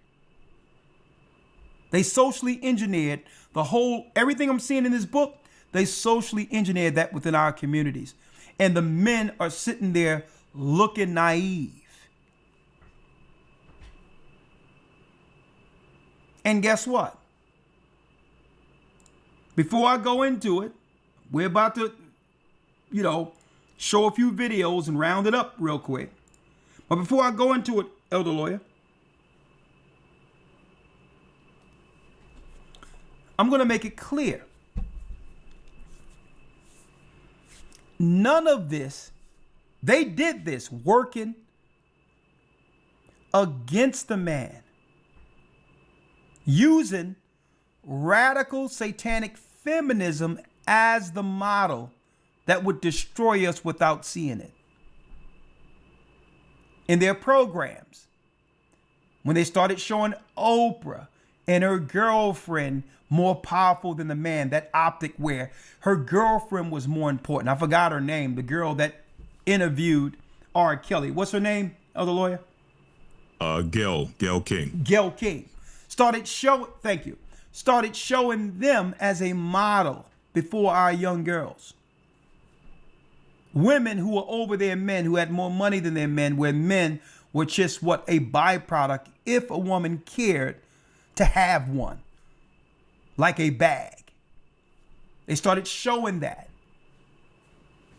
They started pushing more so materialism in all of that. Vanity. Okay, they started doing, it was a slow drip. But guess what? It's still on the man. And I wrote it down here. Why is it on the man? You notice how the Most High went directly to Adam. Went directly to Adam. This is how it's on the man. If you understand what God said is right according to a woman, as far as the order the Most High set up, why would a man choose a woman that's not under the Godhead, that cannot be submissive, that will not hear the Most High? Why would a man choose that? And then once the outcome happens and she takes everything and destroy you, you're pointing back at this woman is wrong. What's wrong with this woman? What was the vetting system in place? Was it a virtuous woman according to God? Because what I see is the model that I'm seeing, Elder Lawyer. Man, you go into Philadelphia and you see 12, 11, 13-year-old girls with little shorts all the way up, with almost no, just everything showing. And these are little girls.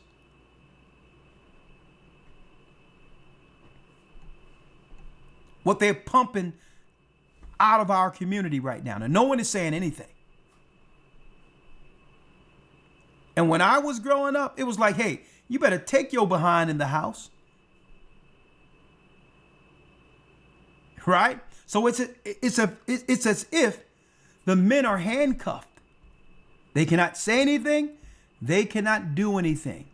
So the only thing a man can do now is choose wisely. Choose wisely. And if there is a girl out there that's been operating whatever the case is and is willing to be taught, then there's a chance. But I believe that men are supposed to should have a more stringent vetting system. And we can discuss some of those systems in a moment, right? It's on the man. Now, Elder Lawyer,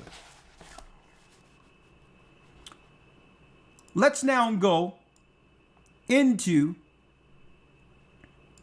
the virtuous woman. And then we're going to talk about, real quick, the mother of harlots. As a matter of fact, let's go to Babylon the Great, the mother of harlots. Then we're going to go into a virtuous woman. Let's get it.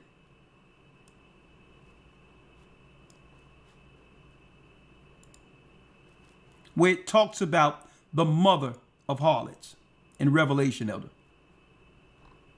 Yes, sir. Revelation 17, verse 1. Before I do that, Elder Lawyer, just before I do that, I'm going to ask you your opinion with you having a young son, right? Because it won't be too long before he's of age and is going to show interest. It's just natural. It happens to all of us in a young lady. Mm-hmm. So when that happened, have you ever thought how you would go about it in the world we see today, if we had time?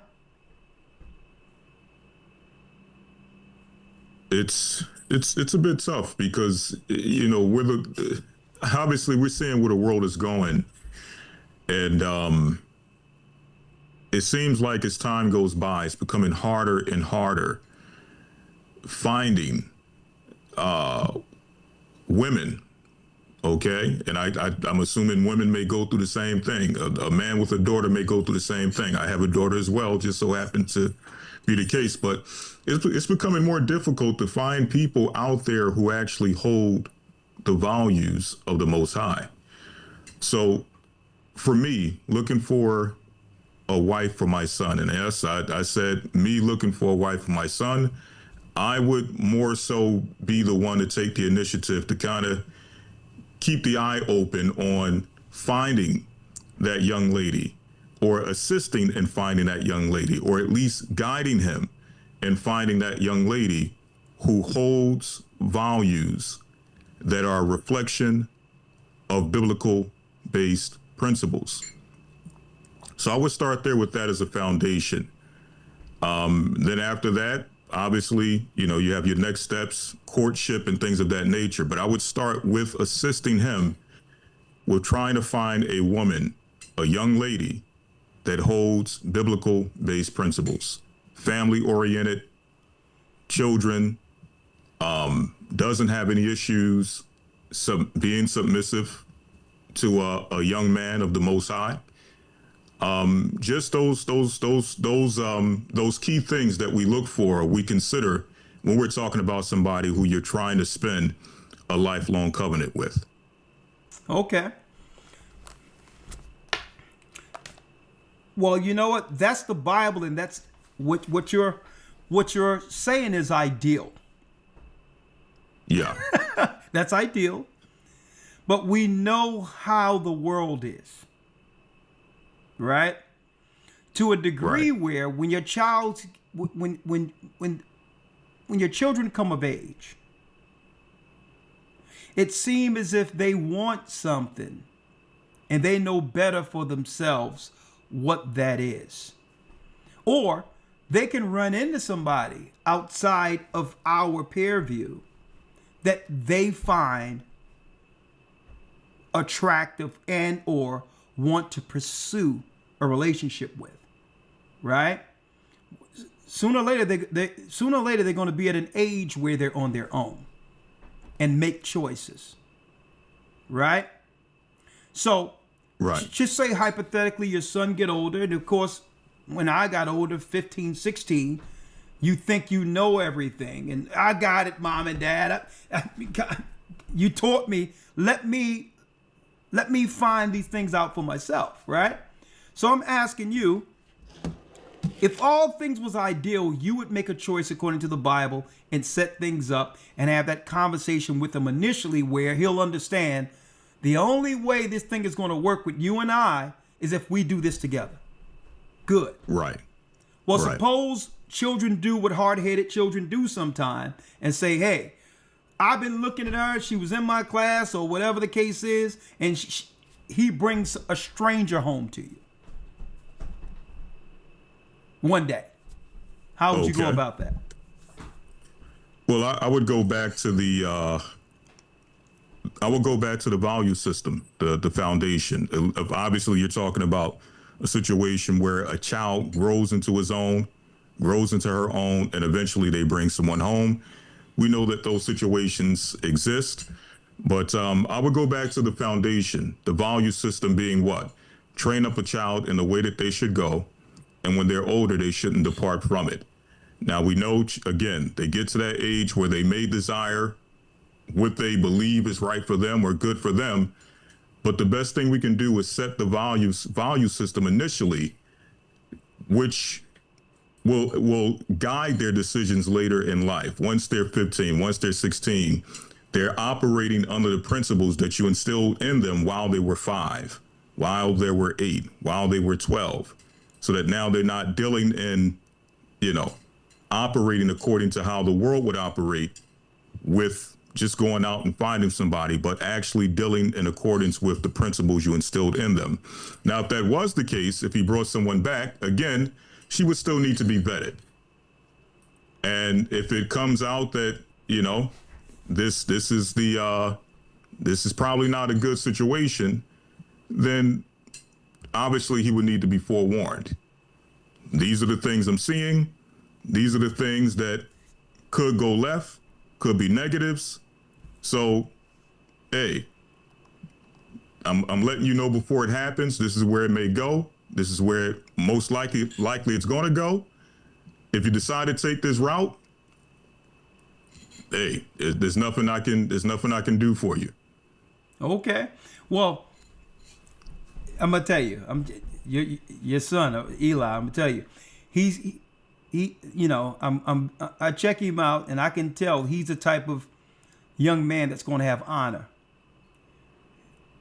honor, and it's important. It'll be important for him to make sure he does what's right in these choices, because he don't want to disappoint his parents. Right. And that's a good thing. He's going to make sure that when he sees someone out there, if he sees someone that you haven't vetted already, that they'll meet a certain mold based on his upbringing. Right. Right. Right. So I'm just saying. So that's what I've witnessed, but I just wanted to put it out there so that brothers and sisters can have some insight, even outside the scriptures, because usually what I find that our people can always find the middle ground on everything, to actually decide to do what they want to do. Even though the Bible says this, here's that gray area that that people are operating, right? Because they want the outcome they want, right? So I just wanted just a regular conversation with you concerning, because eventually you're gonna have to deal with it if we're still here, right? Right. Right.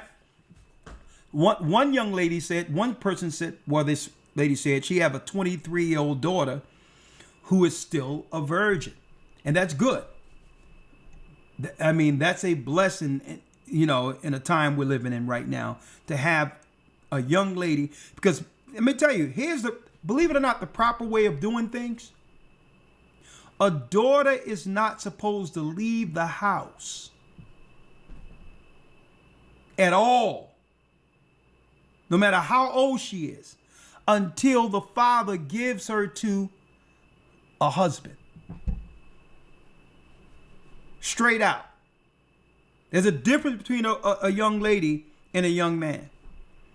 A young lady is supposed to what? Be a virgin, and when she come of age, be given directly to a husband. That's the way it's supposed to be. But again, right. But now we're dealing in a system where there's a spirit, a harlot spirit, that emanates primarily over all the women in the earth. And that's a tough thing when it comes to being a young lady, because if she want to be virtue, if she want to have her virtue and want to do right, she's shamed and she's treated like an outcast, because what? Because she's the outlier. And it shines a light on what? On the harlotry, where there should be some shame concerned on these women. It shines a light on the harlotry of the other women who lives around her. So the peer pressure usually don't allow girls to be girls. And that's unfortunate. You can have a girl who like her natural hair, and because she's not like the rest of the people, she's shamed.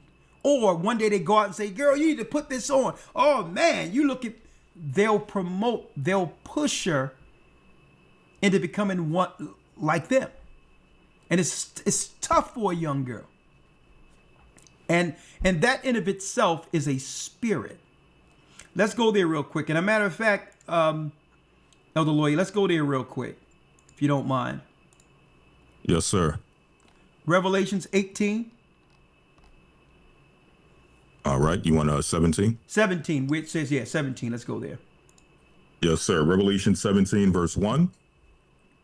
And there came one of the 7 angels which had the 7 vials, and talked with me, saying unto me, Come hither. I will show unto thee the judgment of the great whore that sitteth upon many waters. The judgment of the great whore that sitteth on many waters. Folks, John is seeing a spirit. This is a spirit.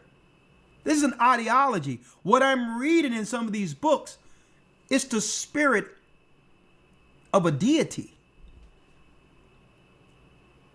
who sitteth on many waters. With what?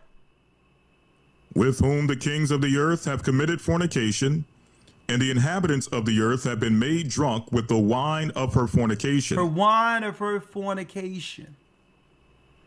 So it's a spirit, and it says the mother of harlots. The mother of harlots. It says right here, let me show you the great whore who sitteth on many waters. Read. With whom the kings of the earth have committed fornication, and the inhabitants of the earth have been made drunk with the wine of her fornication. Read. So he carried me away in the spirit into the wilderness, and I saw a woman sit upon a scarlet-colored beast full of names of blasphemy, having 7 heads and 10 horns. 7 heads and 10 horns, showing you that all this debauchery and evil and fornication predominantly comes from Europe, the 10 horns, the Vatican. In a nutshell, the whole ideology of harlotry comes straight from Edom. The Edomites, the Greeks and Romans ideology. What they found was what? That they could control certain powerful people throughout history using brothels. Compromising men through what? Sexually promiscuous women. Rome was known for this. So they say, you know what? This is how we can keep a society in check. If we have women separated from God, not in order or subjected to a man, that the state can use her to keep what?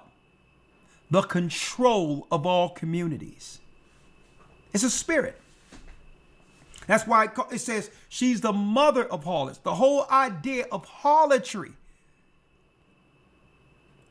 is a spirit, brothers and sisters. But it first starts with what? Separating the woman from the man,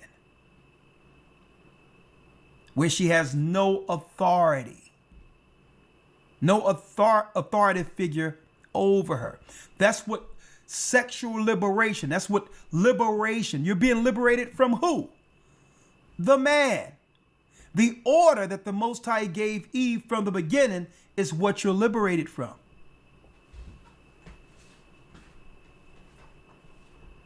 Right? So there's a difference between what? The woman who's controlled by the serpent. There's a difference between her and a woman that's under subjection according to God. And that's what they're fighting against. That's what the world power fights against. Keep in mind, if we were to have the model that God said, where the man was the authority and the woman was subjected to the man, I'm going to tell you right now, what we see with them bringing in all these immigrants and all that, it wouldn't be possible. it wouldn't be possible. Okay, we would have flourished as a people under God, with God's protection from the throne being what? What they call the nuclear family. We would have thrived. But because there's no replacement now, and that's a whole nother conversation, we're not having enough families with children like we had back then to replace the number of people like we used to. They must bring in traditional people from other countries who's already used to operating under the nuclear family, so that they can produce more people for the citizenry. But none of this would have been possible, what they're doing, unless they brought in the spirit of harlotry, separating the man from the woman, incentivizing the woman to stand alone until the community would be utterly irreparable, irreparable. And that's why I asked Elder Lawyer the question, because unfortunate, thank you, Yashua. Unfortunate, the communities we grew up under are irreparable.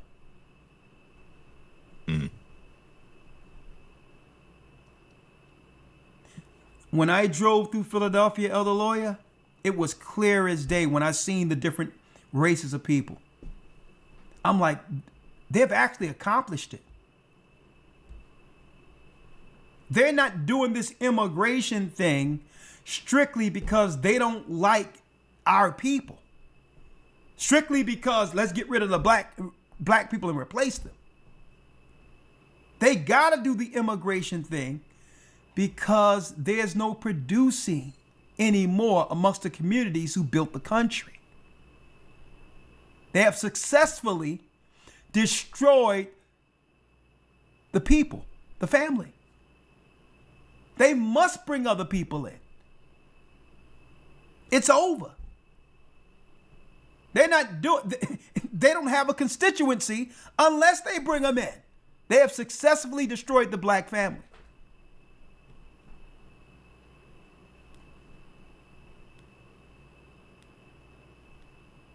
Now, is there hope? Yes, but only with a small remnant. Only with a small remnant that can make it through this. And I'm just talking about surviving. But thriving as a community, Elder Lawyer. Hold on. Real time. Where my phone at? Hold on. Yeah.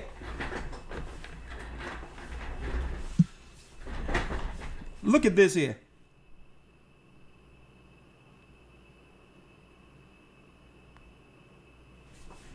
Right? I took a picture.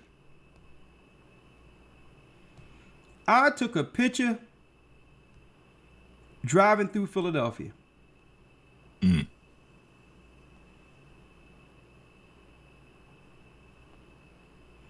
don't know if anybody can see that.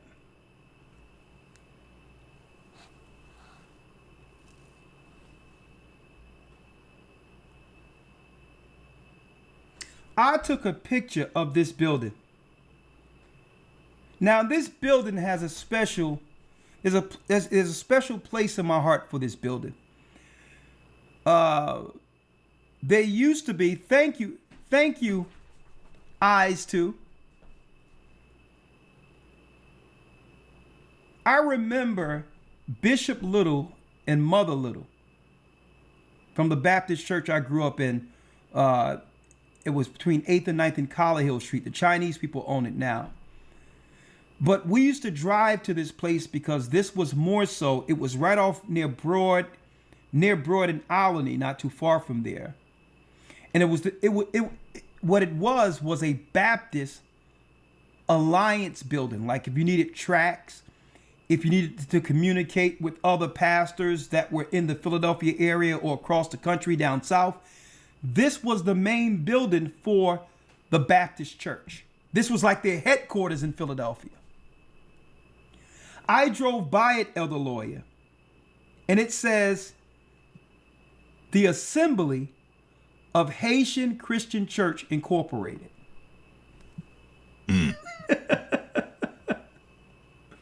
It says the Assembly of the Haitian Church Incorporated.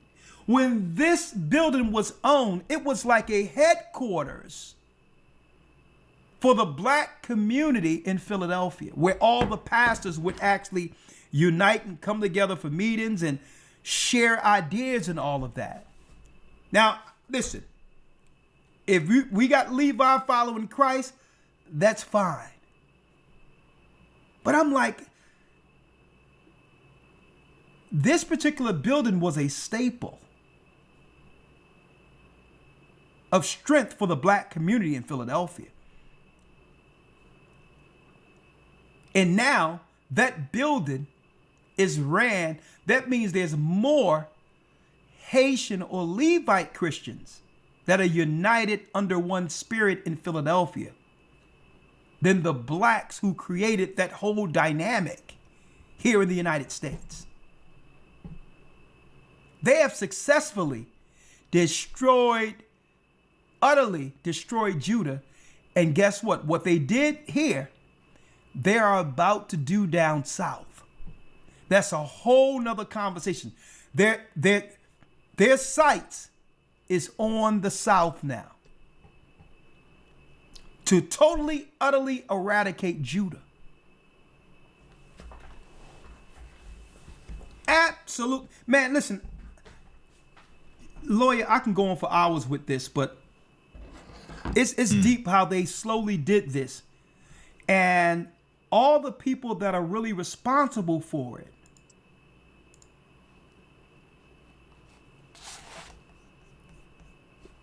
people like this woman here, this white feminist,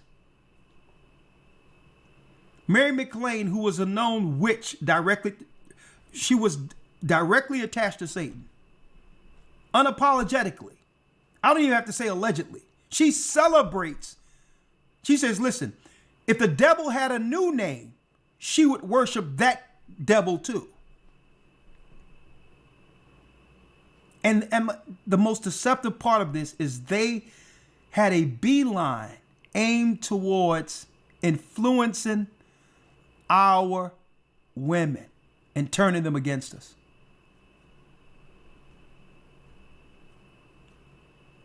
The serpent in the garden. And guess what? Our sisters probably don't even know who Mary McLean is. They probably, but she knew who you were. She knew exactly who the black woman was and her strength being a helpmeet to the black man. So they say, you know what? What these black people have as poor people, we white women don't even have that same love and care and culture amongst the elite white men. They started looking at these slaves and it's like, these women are happy. They love their family and they love their God. You had the white liberal woman envying the black poor woman.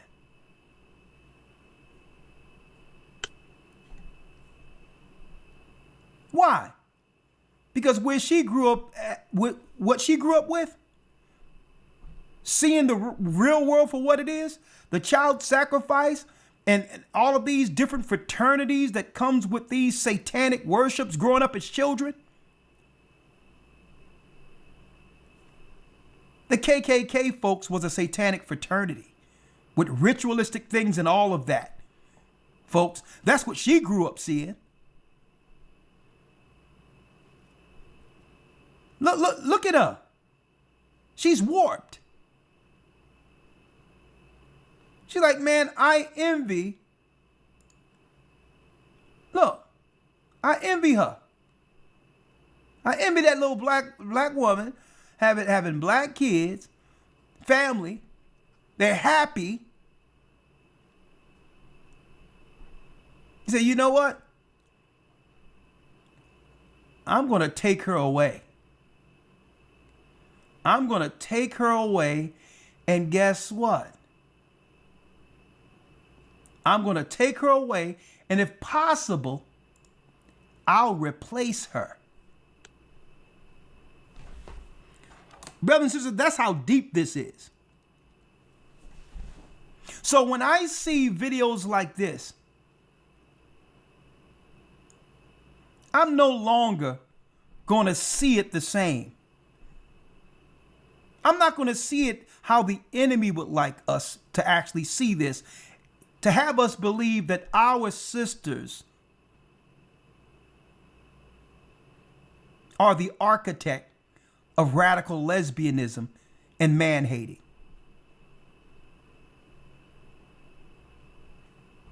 Okay, we can't do that anymore. When I see stuff like this, We got a letter from Mom. I thought she was dead. What she went with us now? Where she been at? She's on her deathbed. If we don't go now, fair it's use. our last chance To see God. God. She made us, didn't she?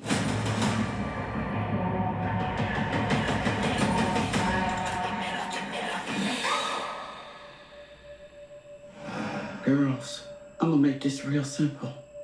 Make your daddy dead. When we see this, we're going to see all of it. Because I'm going to tell you, Elder Lawyer, when I first seen this, it angered me so much when I looked at it. Because I knew the influence this would have on our young girls. But I'm like, you know what? If we begin to view this like Hollywood would have us see it, we would begin to see all of our young girls in the framework of these productions. Mm-hmm. And really, our people and our young ladies, even if they're not saying it, they want help. They want help. They want guidance. They want direction. So if we begin to see these productions in the reverse, it's no different than how our sisters started seeing The Color Purple and started looking at black men a certain type of way, being influenced. See? So we can't look at this any other way but to view how our people are being programmed and then go to the root, pointing out who programmed them.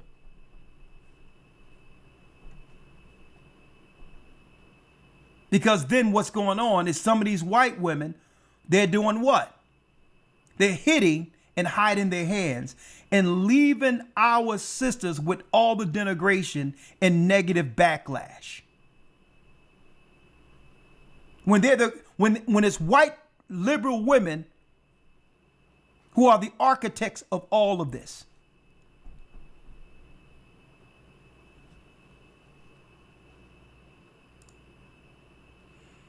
Don't forget the fallen angels. Paramount.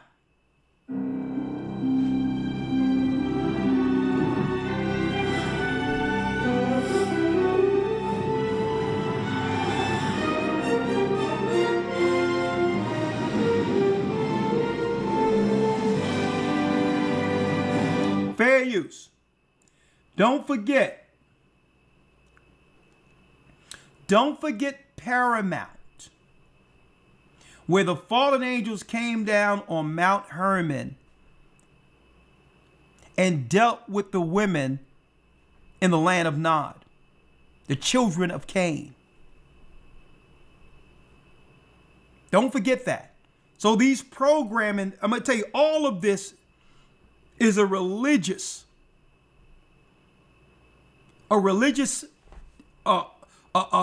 setting that they're using to program our children with, our daughters with, so that they can become like the daughters that fell, the daughters of Cain. Every religious rite, all the debauchery, all the activity, the spirit of the harlot that it speaks of in the Bible, folks, it all started here. So again, when we see these movies, understand who's behind the program.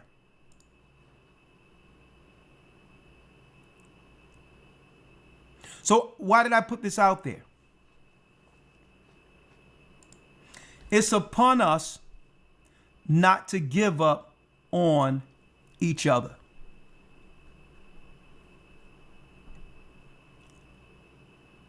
We must save as many people as we can, and it's upon us not to give up on each other. There's nothing that's going to turn me, men in general, against our sisters. Nothing.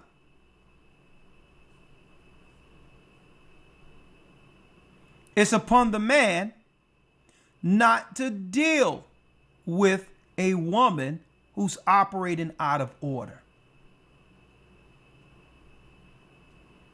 And if he's going to take on a woman who have dealt with some negatives or, influence, and it's hard not to get with someone that hasn't been influenced, in some fashion, that he's taking on the task, understanding what he's dealing with, to bring her under what? God's order.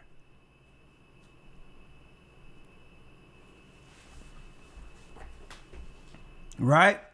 So sometimes we go into some of these lessons, Elder, and some people think, well, hold up. Nah, it's not about, let me tell you, the Bible says give honor to the woman as a weaker vessel. He also tell us what? When you find it a wife, you find it a good thing. But the whole thing is they're programming the daughters, the girls, so to not aspire to be wives. So that means men have to become more what? Choosy. You're not discarding anyone, but for your life, for your generational legacy and sanity, you're going to find someone who fits God's molds, the Most High's mold. It's not dismissing. Just because you're not going to be with a girl that's operating like this doesn't mean you don't care for them. Okay? So again, men have to choose right, and women have to value a man. A man, especially a good man, over the alternatives the world provides. You have to choose a man over your boss at the job. A matter of fact, Elder Lawyer, if you can stay with me 1 second, there's one thing I wanted to show. Yes, sir. Because this was quite interesting. Let me get it.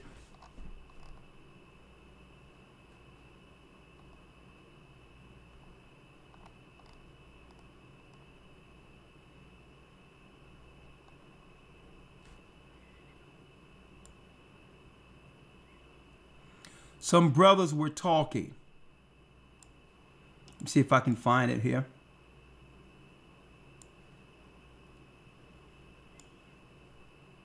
And I'm like, you know what? These are some good conversations. I'm glad the brothers are having these conversations.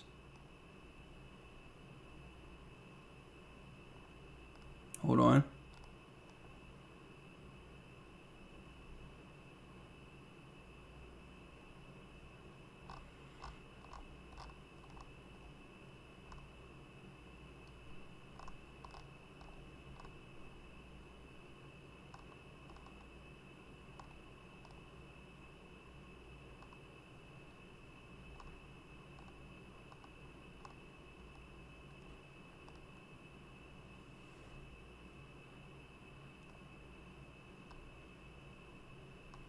There's just one brother, if I can find it, where it was right here. I don't think you have a responsibility to lead. I don't know if you can hear this. I need you to hear it. Yep, I can hear it. And this is some brothers from the Ask the Brother podcast. And it was sent to me last week, and I heard it. And I'm like, you know what? Some of the good conversations are being had. Willing to look at you as their leader or listen to you. Welcome to another episode of Ask a Brother podcast. I don't think you have a responsibility to lead anybody who's not willing to look at you as their leader. He says, I don't think we have the responsibility of leading anyone who don't see us as their leader. That means men are having conversations. Or listen to you. Welcome to another episode of Ask a Brother podcast. I'm your host, Jeff. Okay, let me go straight from here because he start talking about his fair use. And y'all can subscribe to the brother channel. But he start off by discussing things about some of his gay friends he took pictures with.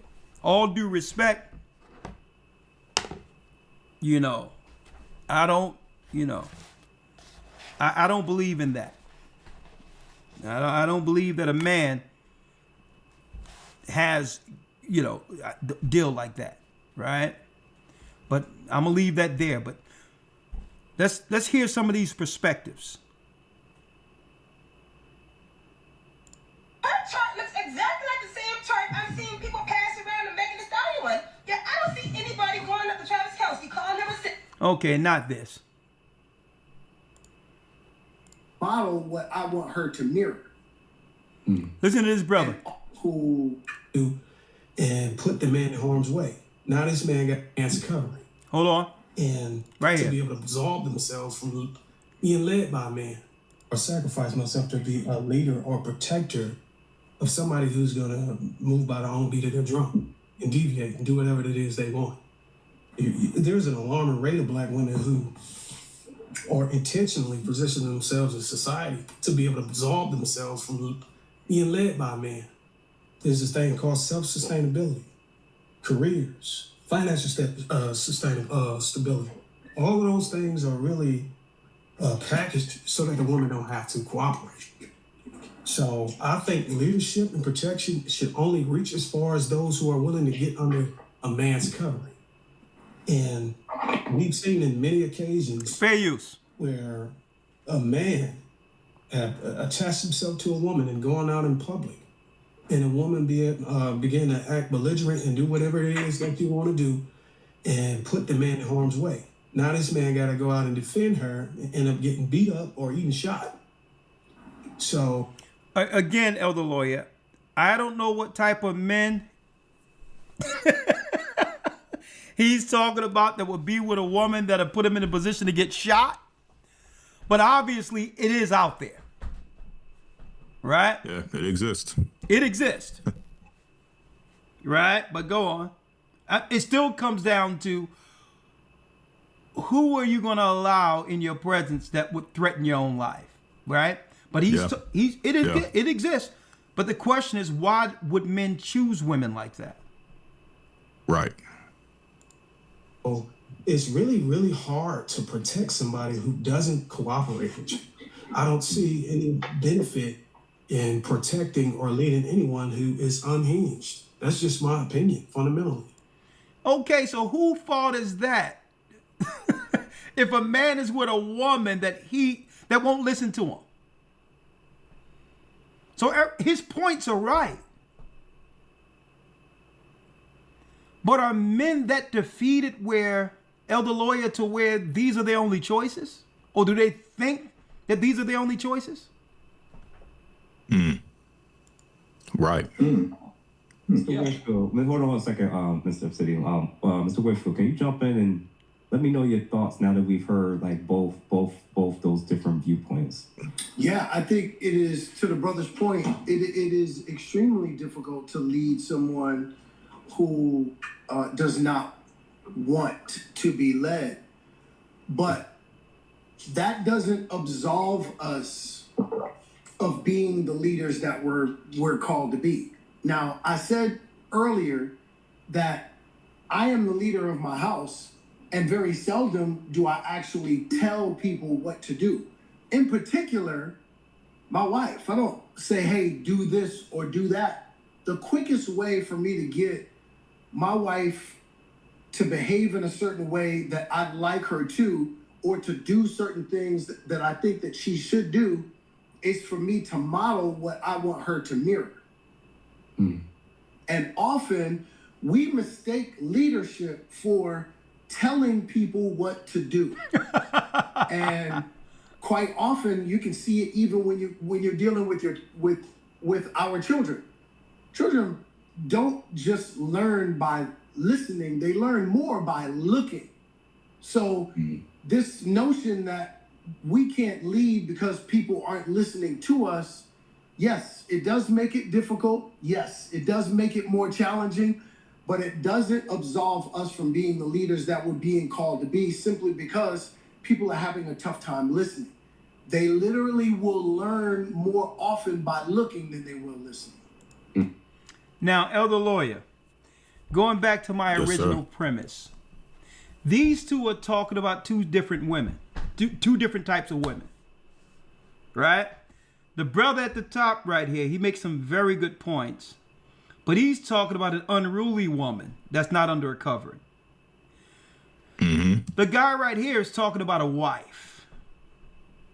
Now, the reason why they're on this panel is because why?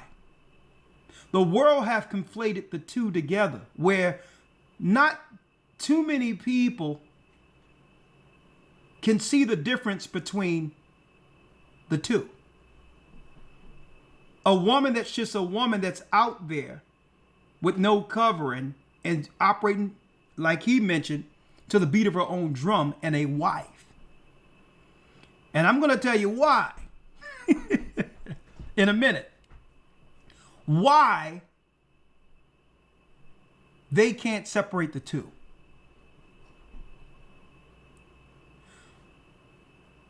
Is because why? They can't separate the two because the two have been combined into one.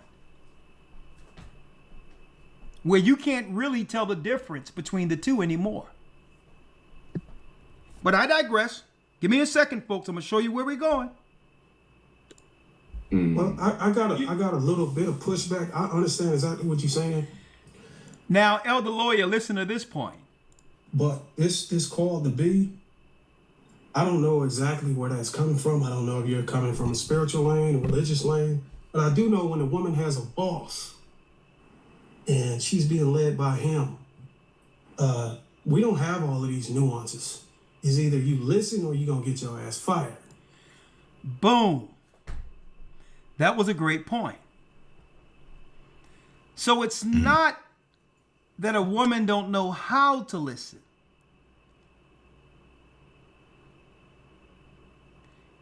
It's who she more so respects. He's going to break this down. Right? And I think a lot of women should hear this part.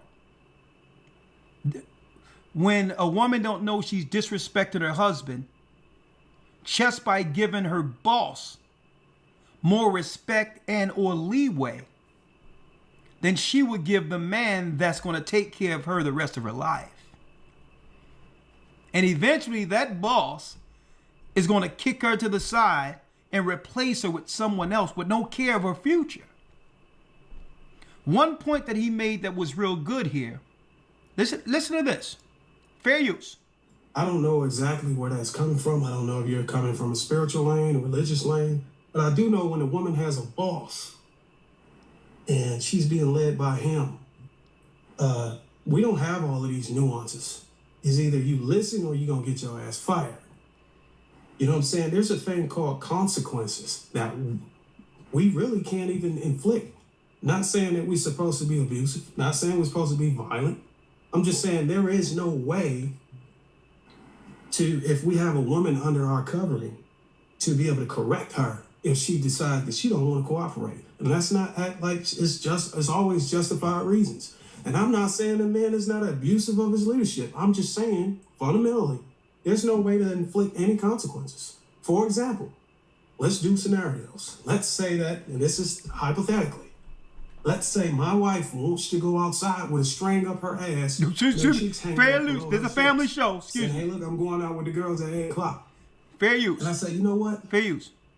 I don't appreciate you dressing like that. I think you should go and change. I appreciate if you put on some more clothes to be more modest, because without me being around, I can't protect you from God knows who out there.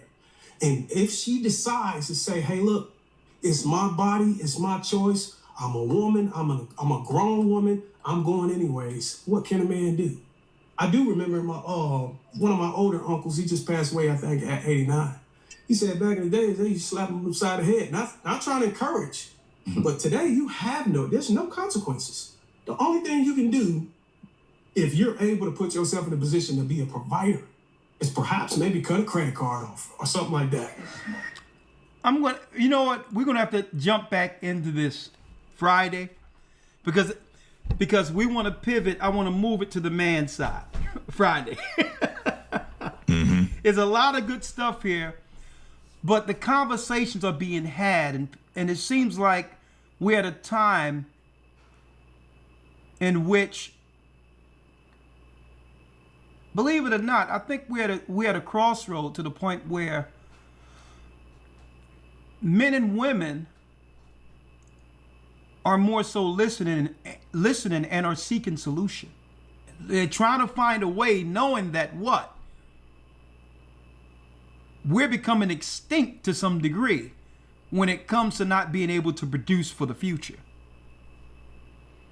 So I'm going to have this on the other side of the men on the other side, but the conversations are being had. Real quick, Elder Lawyer, let me ask you, based on what he just said,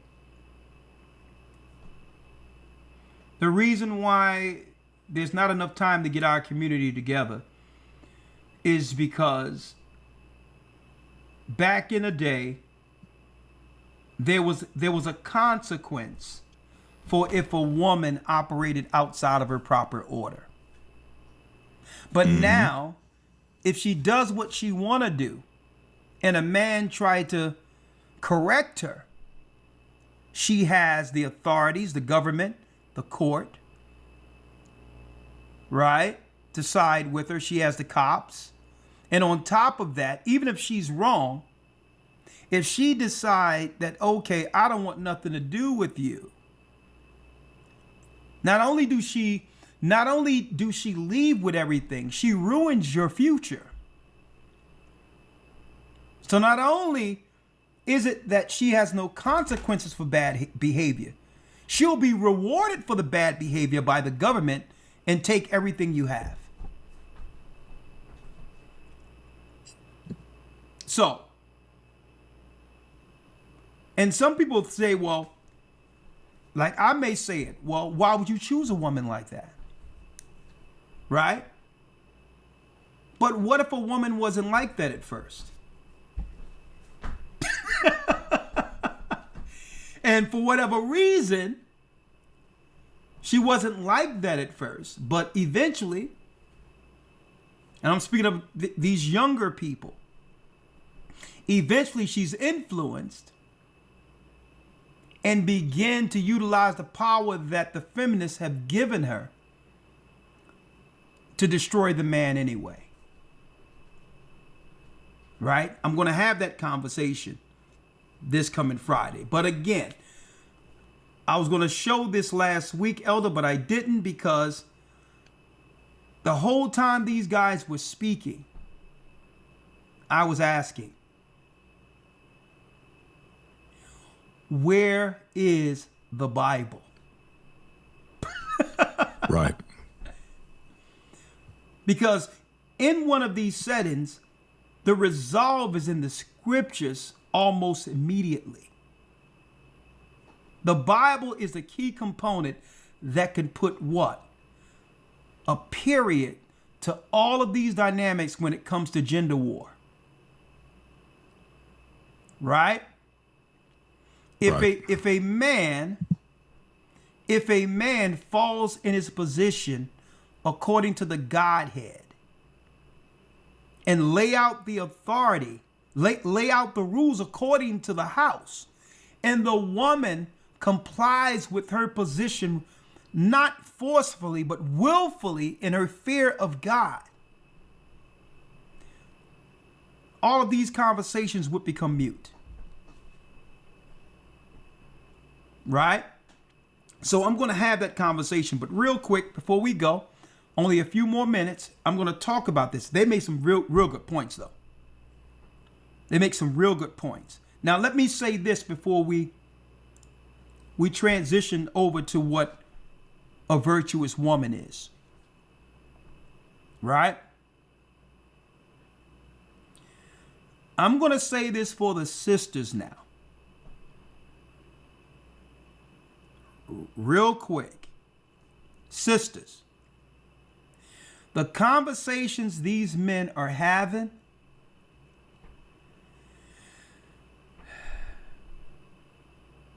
you didn't want it to get here.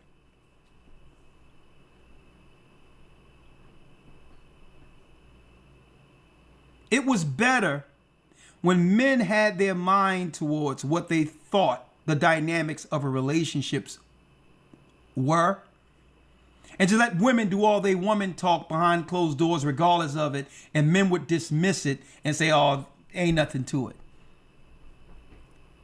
You didn't want them in your conversations scrutinizing thoughts they never thought existed in women. And I'm telling you, I'm talking to you from a wisdom standpoint. When I see these conversations, I'm looking at it and saying, it's going to be way harder for women to find men. Because women came online, whatever the case is, and started saying things, changing the dynamics of what a man thought about a woman. So it's going to be harder. I'm hearing these conversations and I'm like, you know what? That means, and I think it's for the better, that men are going to start raising the bar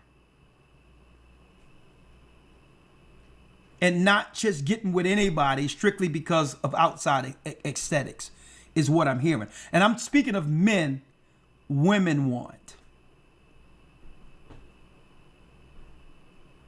Because when men start having conversations, logical conversations, it's for solution. They're not just talking just to put stuff out there. That's the difference. Sometimes a woman can say some stuff, Elder Lawyer, and it's just for fun. They just joking, putting it out there. When men have conversations, they're looking for a solution, resolve. And I think one of the greatest mistakes women made was putting all of their business out there and having men who didn't think that women were a certain type of way. And I believe that women always understood the proclivities of different women and would tell men, hey, but men were able to live in their own what? Fantasy of what they always thought a young woman would be for them. And this online thing have shattered a man's idea of having him, have this woman in his mind that he thought was possible for his family. So it's going to be tougher. And what's going to happen is it's going to take a collaborative effort. It's going to take a collaborative effort. If someone asks me, Elder, how would you fix this almost immediately? I would say, listen, women yield all authoritative positions. Men step into those positions. First and foremost, get LGBTQ totally out of the mix altogether. They don't have a say in this. Okay. Men step up in their positions. Women become submissive and choose a man over your education and over everything else, which means you can have the education. But guess what? It's under a what? Lesser priority. Man first. And what I would do for the women, I would more so seek and look at having a daughter. What? The daughter is what? Learning to be what? A helpmeet. Where she isn't given equal authority in the house over the man-child. Because how she treat that young man growing up, she's learning how to treat what? Male authority, even though that's her brother.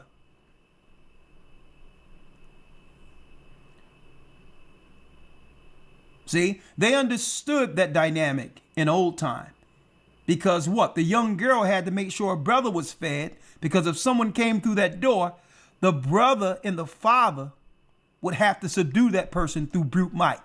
So she fed her brother. She respected her brother because the brother was a protector.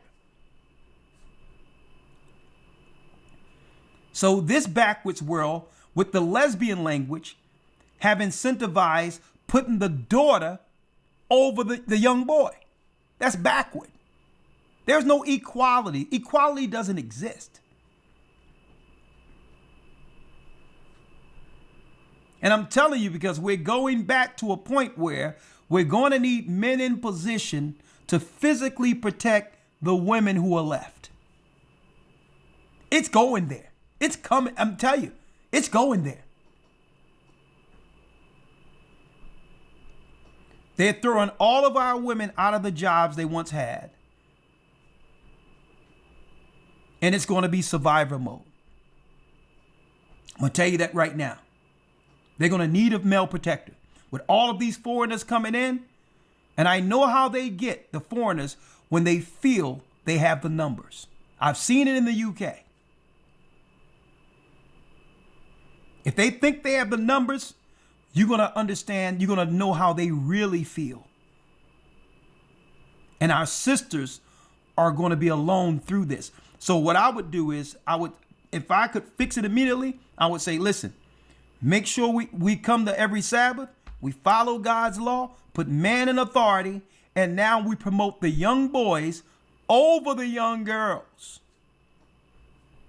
We're not dismissing the young girls, but we're dealing with them according to the pecking order of authority, so that our girls will get used to understanding and seeing male authority and respect that particular authority. Let's go to a virtuous woman real quick, Elder Lloyd.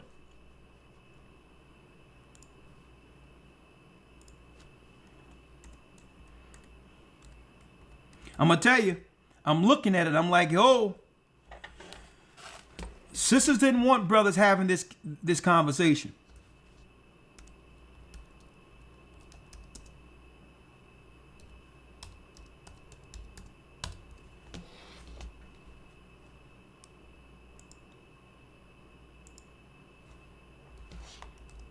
All right, we're in Proverbs 31 and 10.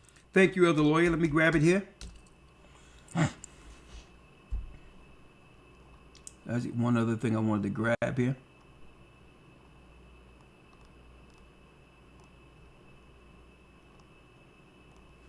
Proverbs.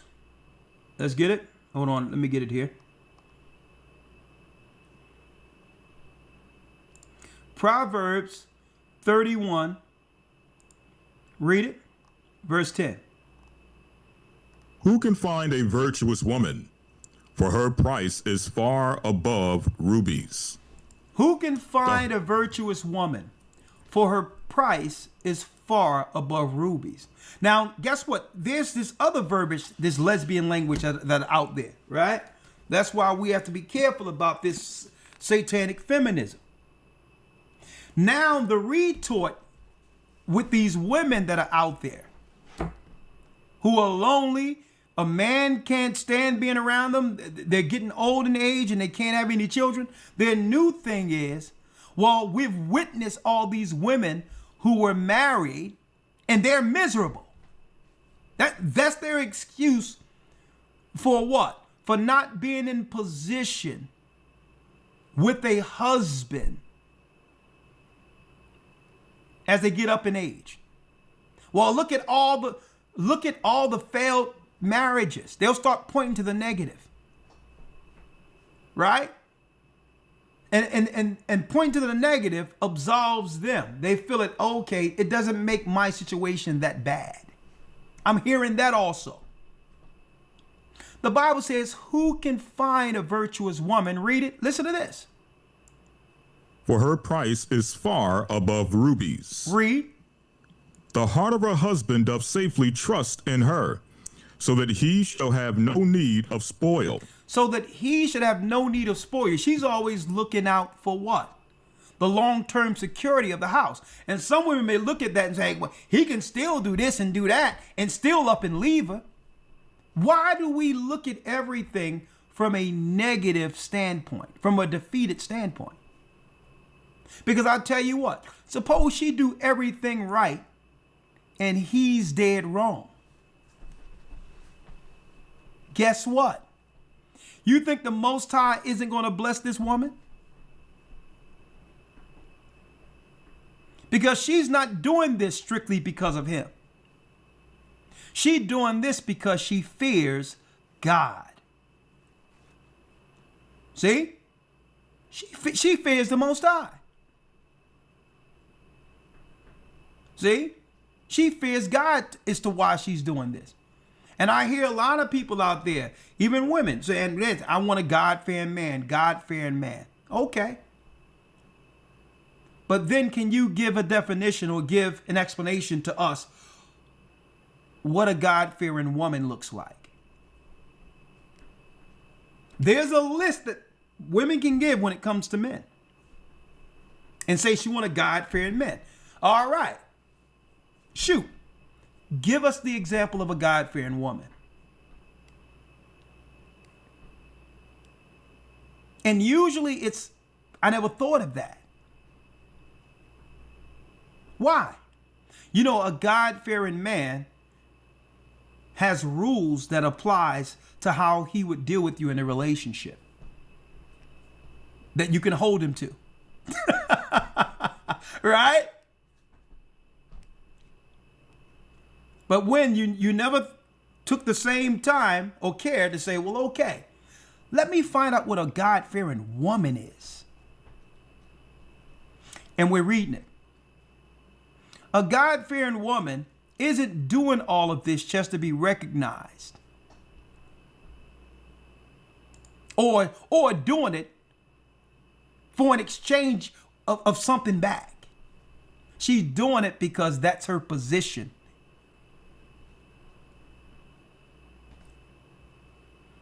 She will do what?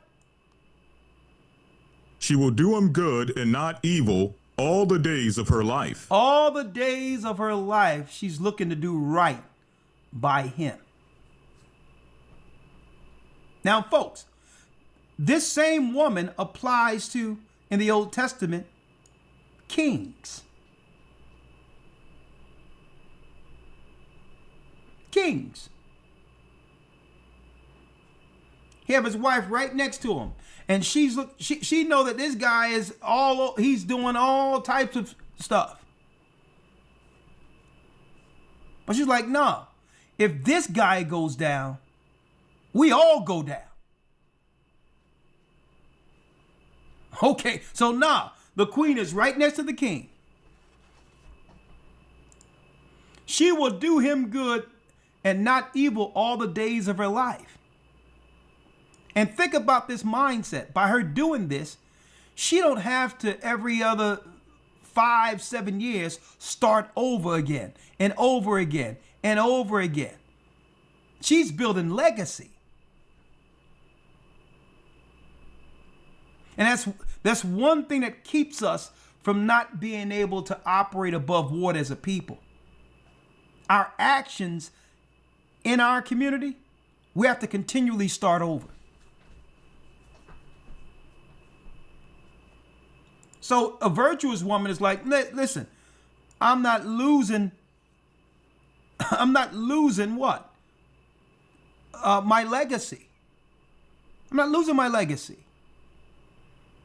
Okay, no time, because what we can't get back are lost years. So a virtual woman looking at this and saying, well, hold up. Right? I'm going to make sure my time is well spent for legacy. She what? She seeketh wool and flax and worketh willingly with her hands. She worked willingly with her hands. She's like, I don't care what people think. Even if a girl come and say, you doing all this stuff, what is he doing? Be like, listen, I'm not doing this just for him. I got a name to uphold. Right? All that you doing, you must be getting abused. Women be saying all types of stuff out there. And be like, oh, no. Then you have to check. That woman saying all that stuff, no man in sight. She's trying to get you out there with her, you know, to actually fill a void of loneliness. But a virtuous woman, she's like, listen, I'm seeking wool, I'm seeking flax, and I work willingly with my hands. I'm doing what I can for my house. Read. She is like the merchant's ships. She bringeth her food from afar. She's like a merchant ship. What verse you at, Eloy? Yeah, you at 14. 14, thank you. She's like a merchant. She is like the merchant ship. The man is doing what he got to do, but she's working behind the scenes to make sure what? The house stay afloat. 15. She riseth also while it is yet night, and giveth meat to her household, and a portion to her maidens. So she look out for everybody, even her girlfriends. Now, the only reason the maidens are girlfriends or younger women who looks up to her. Now, how is she able to look out for them? Because she got a man. She has a man.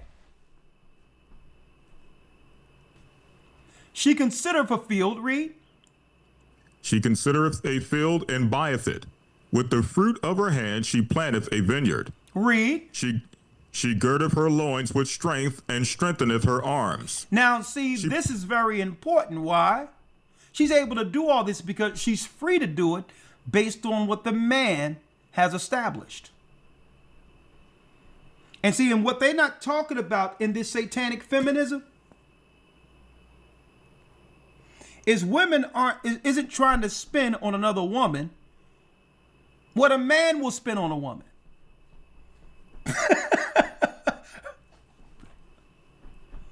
So you let one of these satanic feminists play you out of position, but they're not looking to supplement your lifestyle.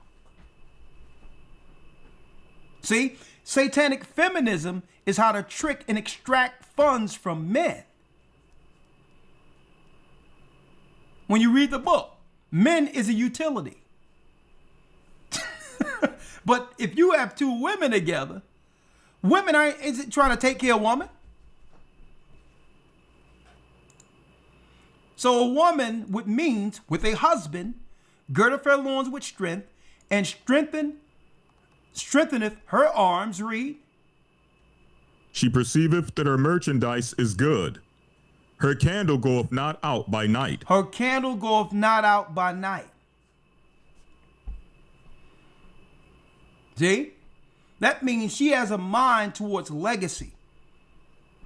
If she have to stay up all night and think of something that's going to fulfill what the Most High put in her for her family, guess what? She'll lose sleep. Read.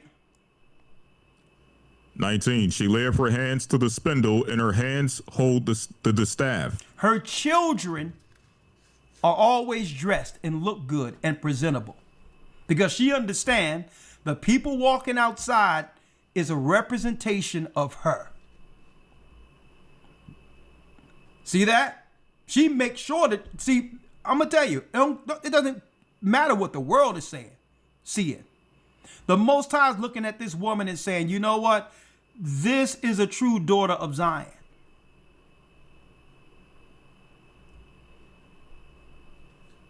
Other people will look at it and be like, oh, she's like a slave.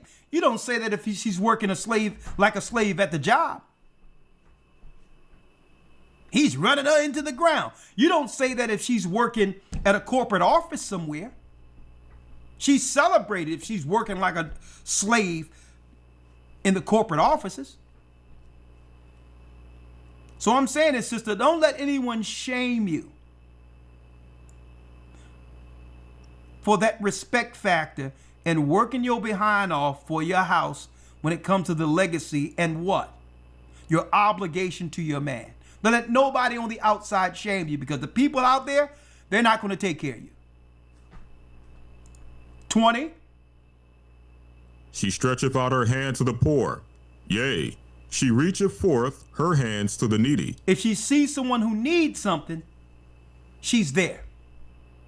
Now, let me tell y'all, sisters, you don't have to be married to a man to be this. That's why it says, he that findeth a wife findeth a good thing. A man will see a woman is already operating in that function. Everything I'm reading, if a woman doesn't have a man, you can still be all this. And the Most High will do what? He'll have a man see it.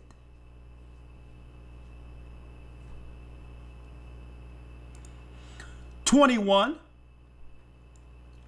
She is not afraid of the snow for her household, for all her household are clothed with scarlet. All of her household is clothed with scarlet. A lot of women are like this already. She makes sure her children looking nice. I mean, I don't know what's going down. I rode through North Philly and man, I was like, Lord have mercy. Something has to change. But again, there are women out there who, hey, they're exactly what I'm reading right here. But you know what? Media isn't promoting these type of women. She maketh herself what? She maketh herself coverings of tapestry. Her clothing is silk and purple. And guess what? Every time you see her, she's presentable. She cares about how she presents herself when she go outside. Right? So you have to look at that. Even when I go, if I take flights, I go somewhere, I don't say anything, but I be watching how people present themselves. Right? Because you never know, you never know who's looking. You never know whether or not an opportunity is there for you in a place that you didn't even think about. So one thing about a virtuous woman, guess what? And Elder Lawyer, it was like this when I was growing up. I know women who would take 15 to 20 minutes to make sure they was presentable before going to the corner store. Okay. And I'm talking about, they would take, back then they had their hair rolled in tissue and all this stuff, and have their curls out and all that, or have those big pink rollers. They wasn't going outside with those big pink rollers looking like buckwheat. They would pull those things out. I'm like, where you going? I'm going to the store. Mm-hmm. And I'm talking about a few steps up, just because guess what? The right person could see you. Women had pride in their presentation when they went outside, or they wouldn't go outside. Now, oh my goodness, I'm talking about slippers with the toes out, with three toes without paint. Just I'm like, what's going on here? I mean, it's something over the head. I'm like, yo, I'm talking about younger girls. I'm like, well, what's going on here? The bunions on one side, and I'm like, we're in a different world. But I digress. 23. 23. Her husband is known in the gates when he sitteth among the elders of the land. And if she has a husband, everyone is saying, you know what? Hey, telling him, yeah, you got a good woman. 24. She maketh fine linen and selleth it, and delivereth girdles unto the merchant. Strength and honor are her clothing, and she shall rejoice in time to come. She shall rejoice in time to come, read. She openeth her mouth with wisdom, and in her tongue. When she opened her mouth, there's wisdom, read. And in her tongue is the law of kindness. And in her tongue is the law of kindness.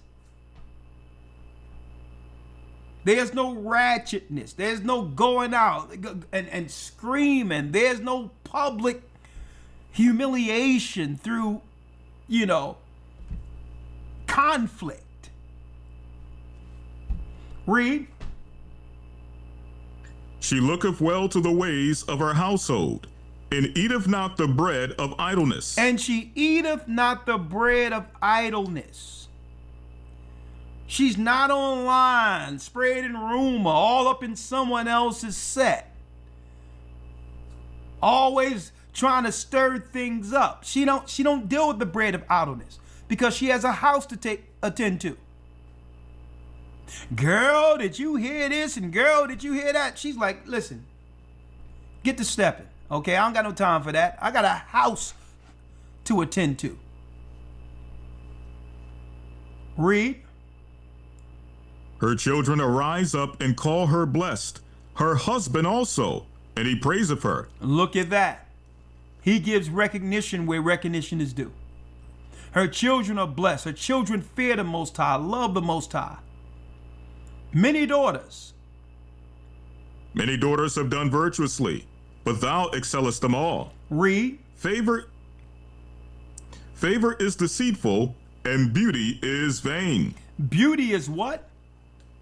Favor is deceitful, and beauty is vain. Beauty is vain. Why? Because vain is fleeting. You have to think about what these so-called Satanists did. They made a whole magazine, Vanity Fair, promoting vanity amongst women, being vain, knowing that there's only a small window for that for women. Time kicks in for all of us. So it says, favor is deceitful and beauty is vain. It's vain.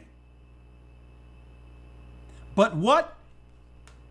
But a woman that feareth the Lord, she shall be praised. A woman that feareth the Most High, that's a woman that's praised. And folks, those that are of the lesbian mindset, even if they don't exercise like that, that means they choose the beehive of women and side with women against men, even when women are wrong. They're not praised by the Almighty. It says, but a woman that feareth the Lord shall be praised. Okay. She don't care about the vanity and all these others. She care about what's right according to the Almighty. And then if she operates like this, understanding she found favor with the Almighty, a blessing comes. Read 31. Give her of the fruit of her hands, and let her own works praise her in the gates. Give her of the fruit of her hands, and let her own works praise her in the gates. At the end of the day, this woman that we read in Proverbs 31 is blessed above regular women. There's a difference between just a woman who has been whispered to by the serpent and a woman that's a wife.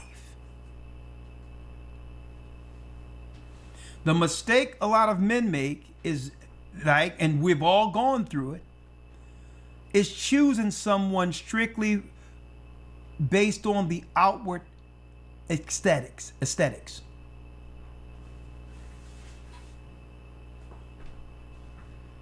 When beauty is vain. Okay? And choosing someone strictly from the outward aesthetics, if a woman know that can be utilized and weaponized. But a woman who fear the Most High, she'll deal with it all. She'll deal with it completely different. Okay, she's not going to operate with her wiles to trap people. Okay, and that's what young men have to understand. Okay, and again, I'll deal with it this coming Monday. But I'll put this out there before we go, and I don't have no time. I'll just pick up the phone calls this coming Friday, continuing this particular broadcast. Outright.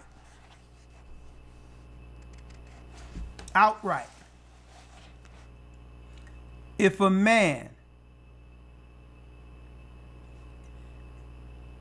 is looking for a young lady, he should have stringent rules in this world. You're going to have to get under my program. Here's the program. You're going to have a program for her to help meet. And straight up, when it comes to this particular social media, that particular social media, you can't be on none of that. If you have a LinkedIn because you do business, then that's different. But you don't need to be all on social media. Okay? And it's not, and you can't shame a person into what? Claiming that they're insecure. And they'll be like, well, I need this. This is how my family communicate. No, guess what? I've been communicating with my family when we had to put our little finger up in those little numbers and dial like this and wait for the thing to come back. Okay? Mm-hmm. And we've been communicating with our family since then. Right. Okay, since that beep happened, and guess what the new technology was? Call waiting. Where you had to click over to talk to someone else. That was high technology. We were communicating with our family since then. Okay, so no. None of that. Young men should, if you have what? A plan to offer, it have to be everything. And it comes with securing someone under your guidance. Okay? You know what that phone had become? Yeah. So again, we'll talk about that this coming Friday. We're going to go into it. Right? But again, we have to put rules in place. With these rules, women will have an insight. They have an insight. They have some understanding of what their roles are to help meet the plan. Okay, men just can't be going around saying, well, listen, this is what God say. You're supposed to do this and you're supposed to do that without a plan. You got to sit down with and say, here's our plan. Here's our plan. There's rules in place that you're going to have to adhere to. And there's rules in place I'll have to adhere to. And we'll agree to build something together. And if a young lady isn't going to follow the rules, it's okay. It shouldn't be any abrasiveness. It shouldn't be a fight. Like, well, nah. Well, okay, I understand. I understand. But we're going to discuss those things and more this coming Friday. Right? And hey, Elder Lawyer, I'm starting to think that people, maybe it's better late than never, but a lot of people have seen it, are starting to talk about these particular social platforms. I'm talking about these, what they call that, Tinder and all these things. What they call that, these apps. Mm-hmm. Yeah. They starting to realize these apps have totally decimated the model for the proper way of meeting and actually interacting with people. It have utterly decimated it. Right. And, what they call it hookup culture. They call it hookup culture. That's what they call it? Yeah. Yeah, I believe so. Hey, yes. Man, let me tell you, people are tired. People are tired. And and man. And when you couple that with an economy that isn't going back to what it was, and I'm talking about everything is going up. The price of everything is going up and life is getting harder. I believe that this is the time that we're living in right now. We have a short window to get whatever we're going to get together before it's too late. And when I say too late is people are going to be pressed financially and otherwise with no help. And through that, no other option but to take the mark of the beast.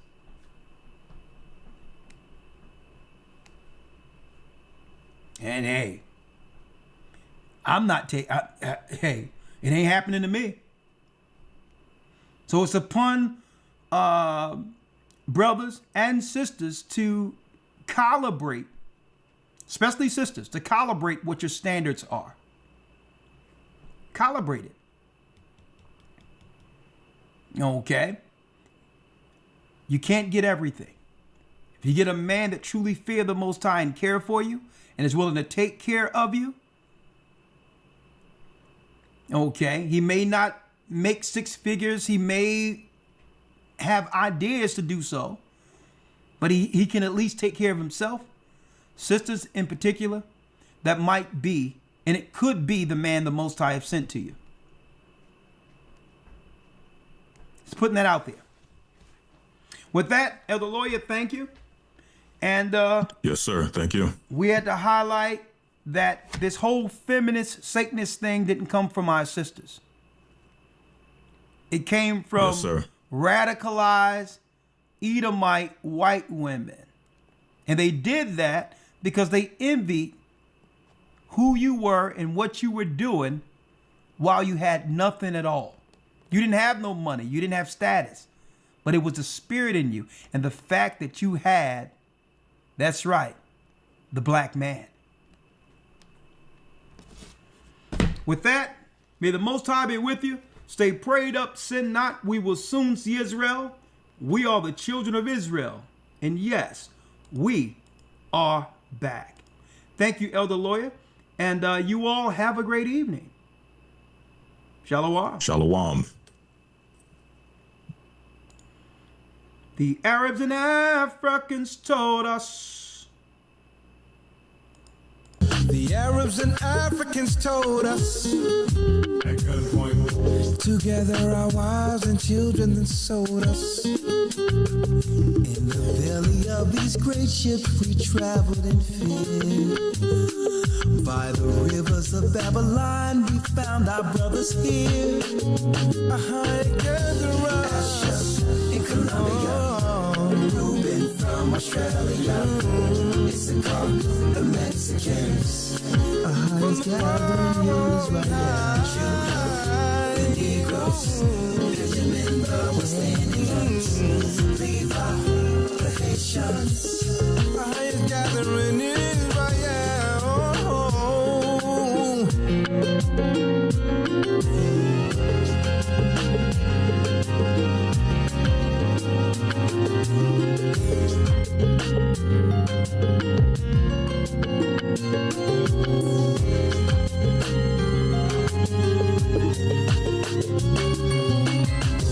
Asha in Colombia, Ruben from Australia, Issachar, the Mexicans.